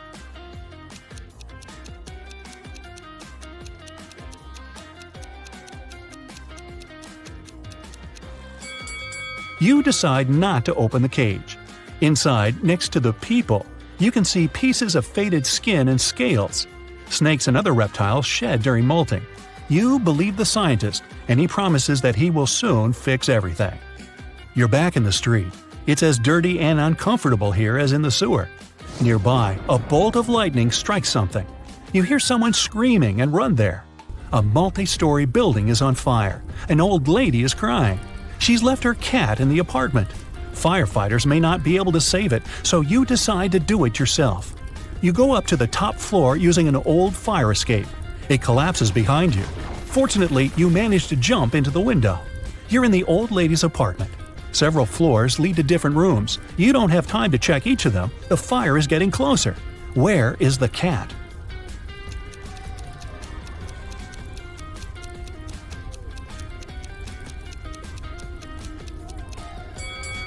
That door is scratched at the bottom. Those are claw marks. The cat must be there. You open the door and see a big black cougar. The fire is everywhere, and you can't go out through the main entrance. There is a window leading to the backyard and a fire escape. Where will you go?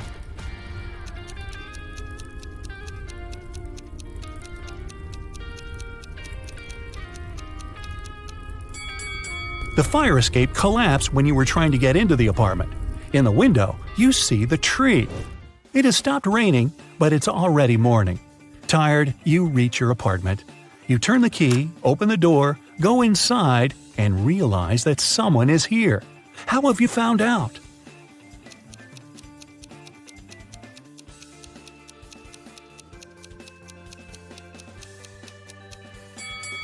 You were in a hurry and forgot to lock the apartment door while leaving. Someone got in and locked the door from the inside, and you had to use the key to open it. You see a human silhouette standing in the shadows and realize that you know this person. Who is it?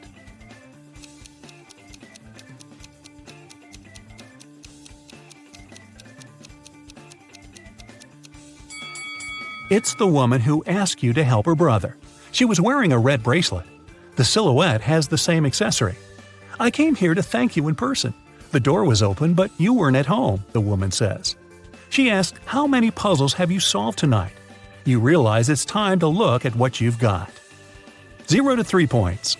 It's too early for you to go out to patrol the streets of a dangerous city and help people. You need more experience. Practice and solve more logical puzzles. 4 to 8 points. Not bad. You've solved more than half of your cases. The city is grateful for that. 9 to 11 points. You're one of the best detectives in this city. Every day you help people, but you feel that you can do better. 12 to 14 points. The sirens of police cars, screams, suspicious faces in dark alleys. You can't live without it, and the city can't live without you. I have some more riddles for you today. Let's start with the easy ones for a warm-up. Can you find the odd one out?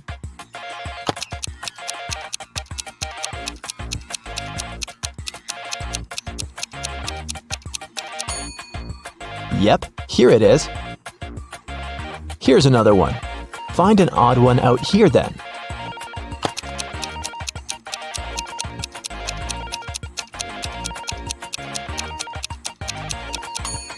Perfect, here it is. How about this one?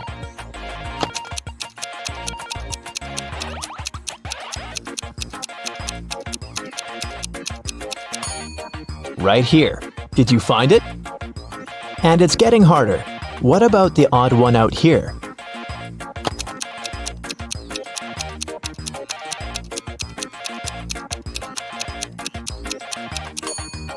Look, it's this one. All the other hands are the right ones, and this one is the only left hand. Now I'll show you 2 pictures. Your task is to find 5 differences between them. Ready?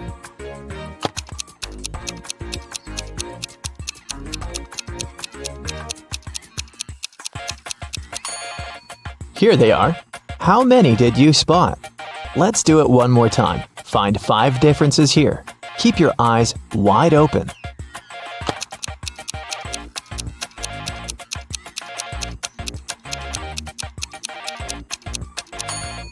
So did you manage to do it? I think you're now prepared for more hardcore tasks.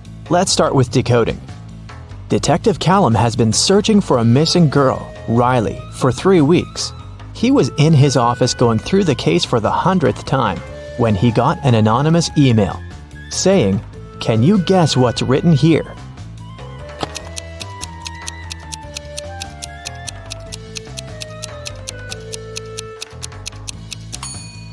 It's just written in reverse order. If you read it from right to left, the message turns into, "The girl is in a hidden room beneath the Central Cafe. Bring $500 and I will tell you the passcode." Someone robbed a bank, and Detective Callum was leading the investigation. There were 2 robbers, but the police managed to catch only one of them, Dante. Dante refused to name his accomplice, but the police had 3 suspects, Bree, Ivory, and Ronan. Detective Callum took a brief look at them and knew exactly who the second robber was. Who was it, And how did he know?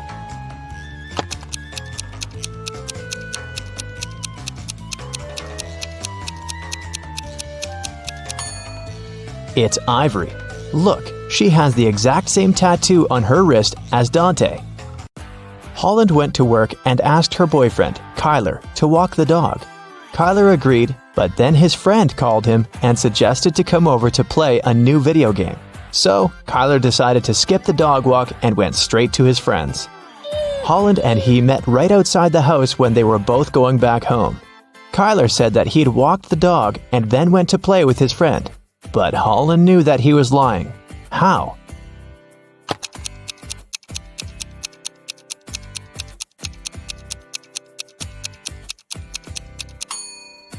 It's winter. So just look at the footprints. There are Holland's footprints on the snow going both ways, and Kyler's footprints going both ways too, but there are no footprints of the dog. Someone in a little town was stealing bicycles.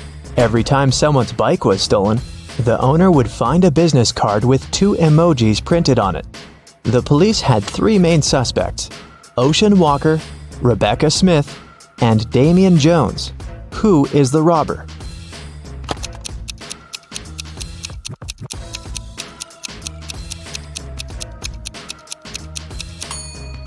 The emojis signify the name. They are a wave and a person walking, so the robber must be Mr. Ocean Walker. On Wednesday, after a break, Nash came to his desk and found a short love note written in red ink. It wasn't signed, but Nash had 3 girls in mind, so he asked each of them if she had written him the note. Layla said that she'd been chatting with her friends and didn't write any notes. Dawn said that she was busy all break finishing her homework. Oakley said that she had been in the bathroom and had just come back. Who do you think wrote the note?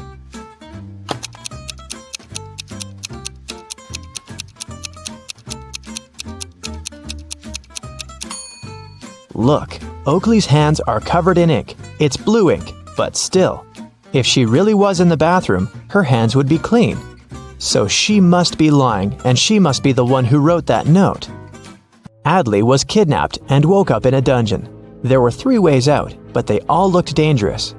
Behind one door, there were many little robots that were ready to attack her. Behind the second door, there were 3 trained tigers. Behind the third door, there were 3 big and very hungry dogs. Which way should Adley choose to get out safely?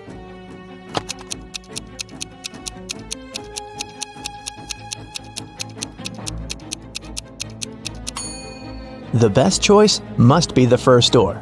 Although they're robots, they're still super small and probably can't cause her much harm. Right before a restaurant was about to open, someone had stolen all the money from the cashier's desk. A cook said that he was working in the kitchen and didn't have any free time. The security guy said that he was in the bathroom and didn't see anything. The waiter said that there was a suspicious visitor peeking around. Who do you think stole the money?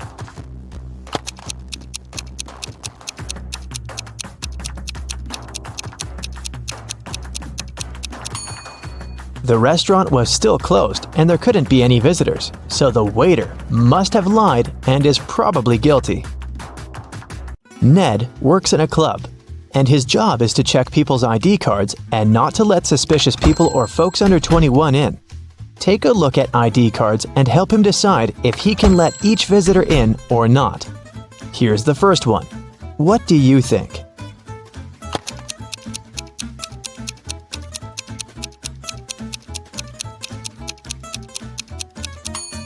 She seems fine. Let her in. Okay, here's the next visitor. What do you say?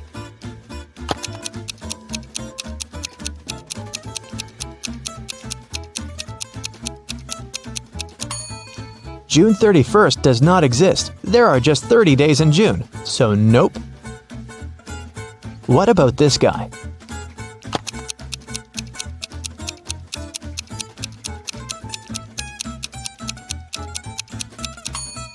Something is wrong once again. Even though February 29th theoretically exists, there was no February 29th in 1977. It's every year that can be divided by 4. Okay, what do you think about this girl?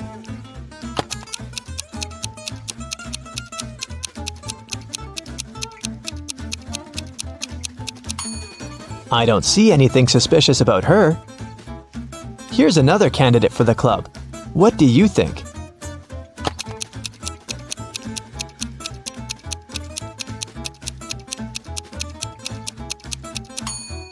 Well, he is 22, and he seems fine to me. Let him in. A student was having an oral chemistry exam and was struggling with his last task. His professor decided to help him and have some fun, so he said that instead of the task, the student could guess his daughter's name. He only had one guess, but there was a hint.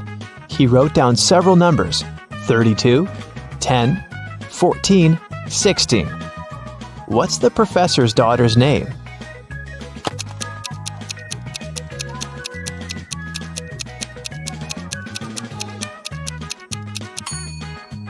It's a chemistry class and chemistry professor, so there must be something related to chemistry. Look, there's even a periodic table in the background to help you. The 32nd element is germanium, or Ge, and the 10th one is neon, or Ne, and the 14th one is silicon, or Si, and finally, the 16th element is sulfur, or S. Together, they form the name Genesis. A bank was robbed, but they couldn't find the robber. A week later, at night, Detective Callum woke up from a call from a local shop's owner. He said that he found the money under his terrace. Detective Callum arrived, but there was only half of the money stolen. The man said that he had seen a man by his shop a week ago. It was a full moon, so he could see that the man had red hair and was wearing a dark hoodie. Still, the shop owner was arrested. Why?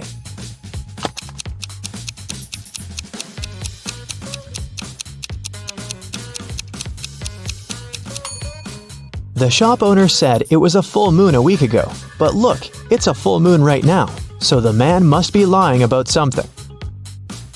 In history class, students were asked to prepare a presentation about their ancestors. Edwin told about his great-great-grandpa who moved to New York and started as a salesman and then built a huge business. He even showed a photograph of his young grandpa in New York, but no one believed Edwin's story. Why?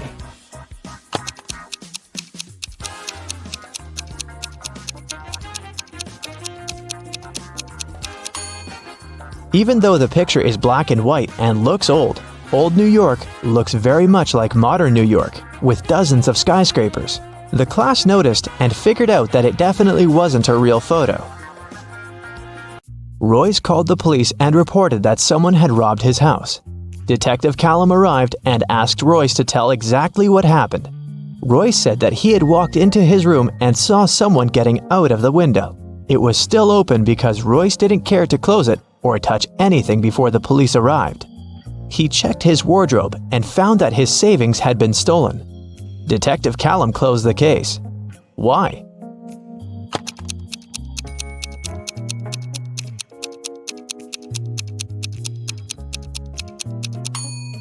The robber couldn't go out the window without stepping on the bed, but the bed is perfectly made, so it looks like no one was leaving through the window. Kaya was studying in the library. She went to the bathroom and left her things on the desk. When she returned, she found that her wallet had been stolen. She called the police and they interrogated the 3 students who were also in the library. Andre said that he had left the library right after Kaya to get a drink from the vending machine and hadn't touched any of her things. Poppy said that she was studying the whole time and not paying attention to anything.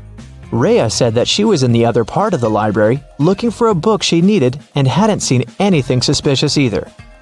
Who stole the wallet?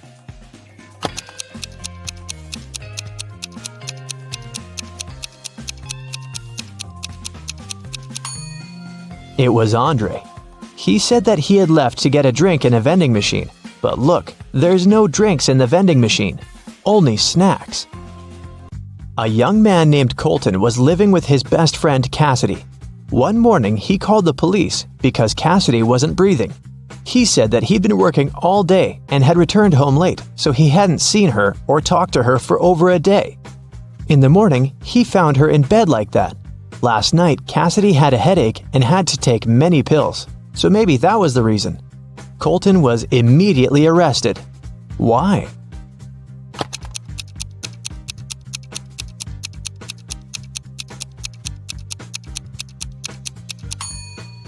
Colton obviously didn't communicate with Cassidy, but he still somehow knew what she was doing in the evening. He must have come up with all of it, as he is probably guilty. You go to a swimming pool once a week, and today's the day, but everything suddenly goes wrong. As soon as you enter the swimming pool, you look at the TV in the hall. Breaking news! Someone spotted a zombie in town. They probably went downtown, and they may be anywhere. If you see one, call the police immediately. You think it's probably safer to stay in the swimming pool. Zombies are slow and probably aren't good at swimming. So you go to the shower to change, but as soon as you enter the shower room, you notice that something's off. Who's a zombie?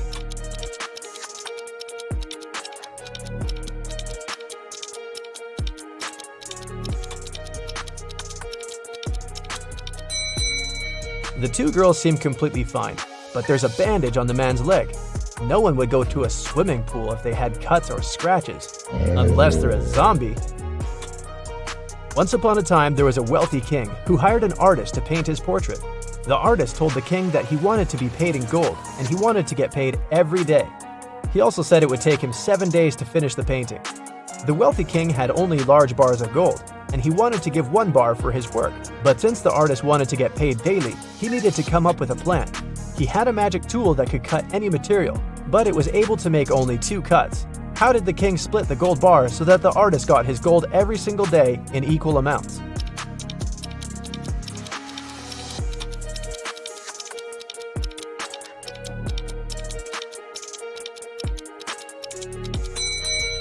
The king was really smart, so he cut the bars this way: 1/7, 2/7, and 4/7. The first day, he gave the artist 1/7 of the gold bar. The second day, he gave him 2/7, but took 1/7 back as change. The third day, he gave 1/7 back. The fourth day, he gave 4/7, but took the other 2 pieces back as change. The fifth day, he gave 1/7, so the artist got 5/7 of the bar. The sixth day, he gave 2/7, but took 1/7 back again. And the very last day, the artist got 1/7, so in the end, he had a full bar of gold. 4 friends, Josh, Maggie, Jason, and Rosie, were walking in the woods. It was a wonderful day, and they were about to start a picnic. But all of a sudden, the sun turned to black and they saw dozens of zombies approaching them. The friends started running away and saw a tunnel. It was dark and scary, but the guys knew exactly that when they crossed it, they'd be safe. They had only 12 minutes to cross the tunnel. It takes Josh 1 minute to cross it. Jason can do it in 2 minutes. Maggie thinks it will take her 4 minutes, and Rosie can cross it in 5 minutes.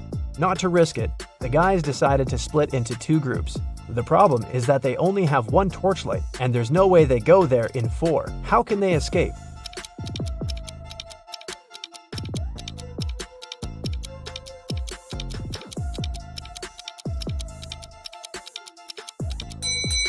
First, Josh and Jason should cross it with a torchlight while the girls are waiting on the other side. It takes 2 minutes, plus 1 minute for Josh to go back. They still have 9 minutes. Josh hands the torchlight to the girls, and they cross the tunnel in 5 minutes. 4 minutes left. When the girls are on the other side, they give the torchlight to Jason, who comes back to take Josh in 2 minutes, and they run back together in another 2 minutes. The airport security had an emergency alert. There's a man with fake documents trying to fly away from New York. They had 3 suspects who look almost the same. Which passport is fake?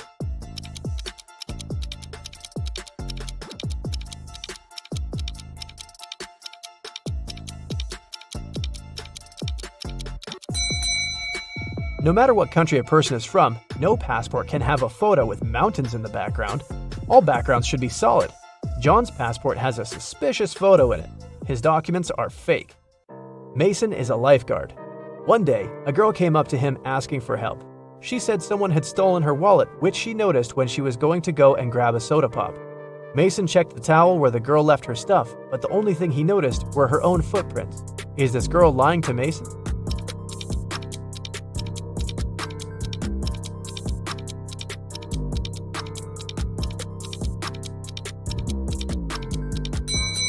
The girl was telling the truth. Mason had an eagle eye, and he saw a guy with a fishing rod. He must have stolen the girl's wallet. No one wants to go fish in the public beach. Robbers stole a few precious gems the other day. The police were alerted immediately, but they didn't know where to look for the thieves. Suddenly, they got an anonymous email. Check all the bottles in the cars leaving the town. Best regards, Mr. X. At the end of the day, the officers stopped a car loaded with boxes and bottled water. The bottle bottoms were all covered with paint, so they thought the gems should be in one of them. The level of water was the same in all the bottles, but when one of the officers placed one of them right next to the box, he instantly realized something was off. What was it?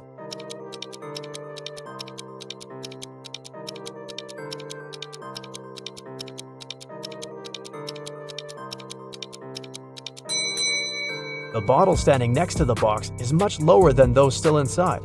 The police then found there was a double bottom and the gems were hidden right underneath it. Two friends, Martin and Clyde, had a bet. Martin said he would throw a ball and it would come back to him. He also said there would be no obstacle or wall the ball could ricochet from. Clyde said it was impossible, and he lost. How's that?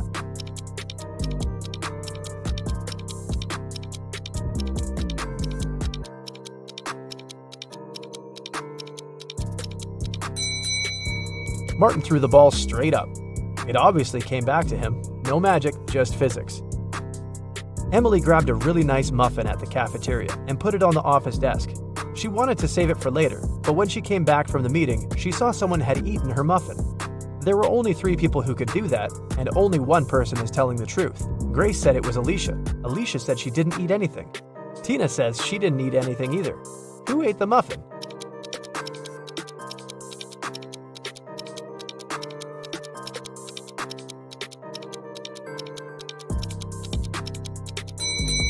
It was Tina. Only one person is telling the truth, and it's Alicia. If Grace or Tina told the truth, then there would be 2 truthful people, but Emily knew only one person wasn't lying. Patrick really wanted to come to a private party, but the security would ask each person if they knew the secret access code. Patrick decided to overhear their conversations. When the person came up to the entrance, the security said 6, and the guest said 3. Then the security said 10 to the second visitor, and the reply was 3 as well. The third visitor also said 3, but the security said 2. Patrick thought he was ready to join the best party in town. When he came up to the entrance, the guard said 7, and Patrick replied 3. The security didn't let him in. What should Patrick have said to get into that fancy party?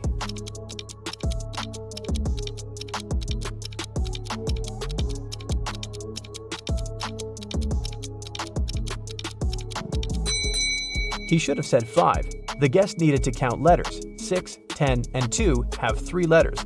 That's why the answer was 3. In the word 7, there are 5 letters. Ben loved diamonds. For some time, he would spend $5,000 a day on precious stones. At some point, he realized he had too many gems, so he started selling them at $3,000 a piece. Sometime later, he became a millionaire. How is that possible if he was obviously losing money?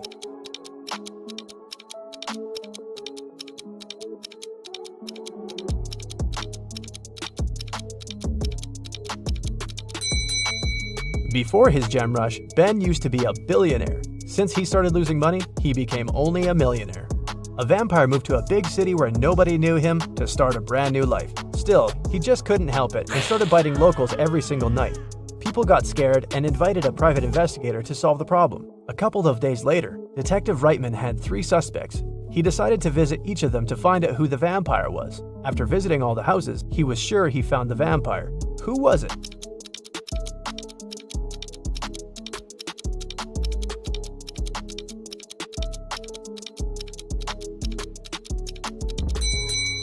Well, the man on the left has loads of garlic in the kitchen, and vampires are scared of it. The second suspect had a lot of silver-plated accessories, earrings, piercings, and a chain. Vampires don't really like silver. The guy in the blue shirt is a vampire. Long ago, in the kingdom of Riddles, a criminal was caught. The guards took him to the king, who was famous for loving riddles. King Archibald said that if Harry, the criminal, managed to solve his riddle, he would set him free. Harry agreed, and Archibald drew a 2-foot line on the ground with his foot. The king asked Harry to make this line 2 times shorter without touching it. In the end, Harry was free. What did he do?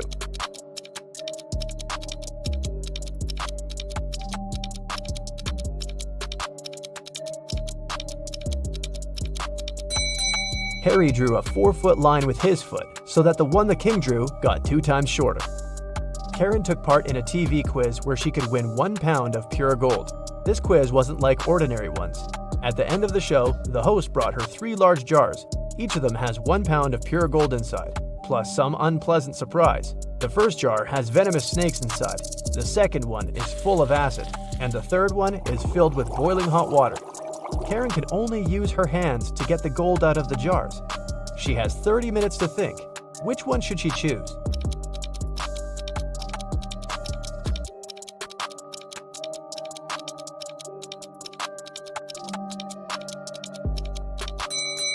Karen should choose the one with hot water. It cools down pretty fast, and it's gonna get lukewarm in half an hour. Guess who's rich now?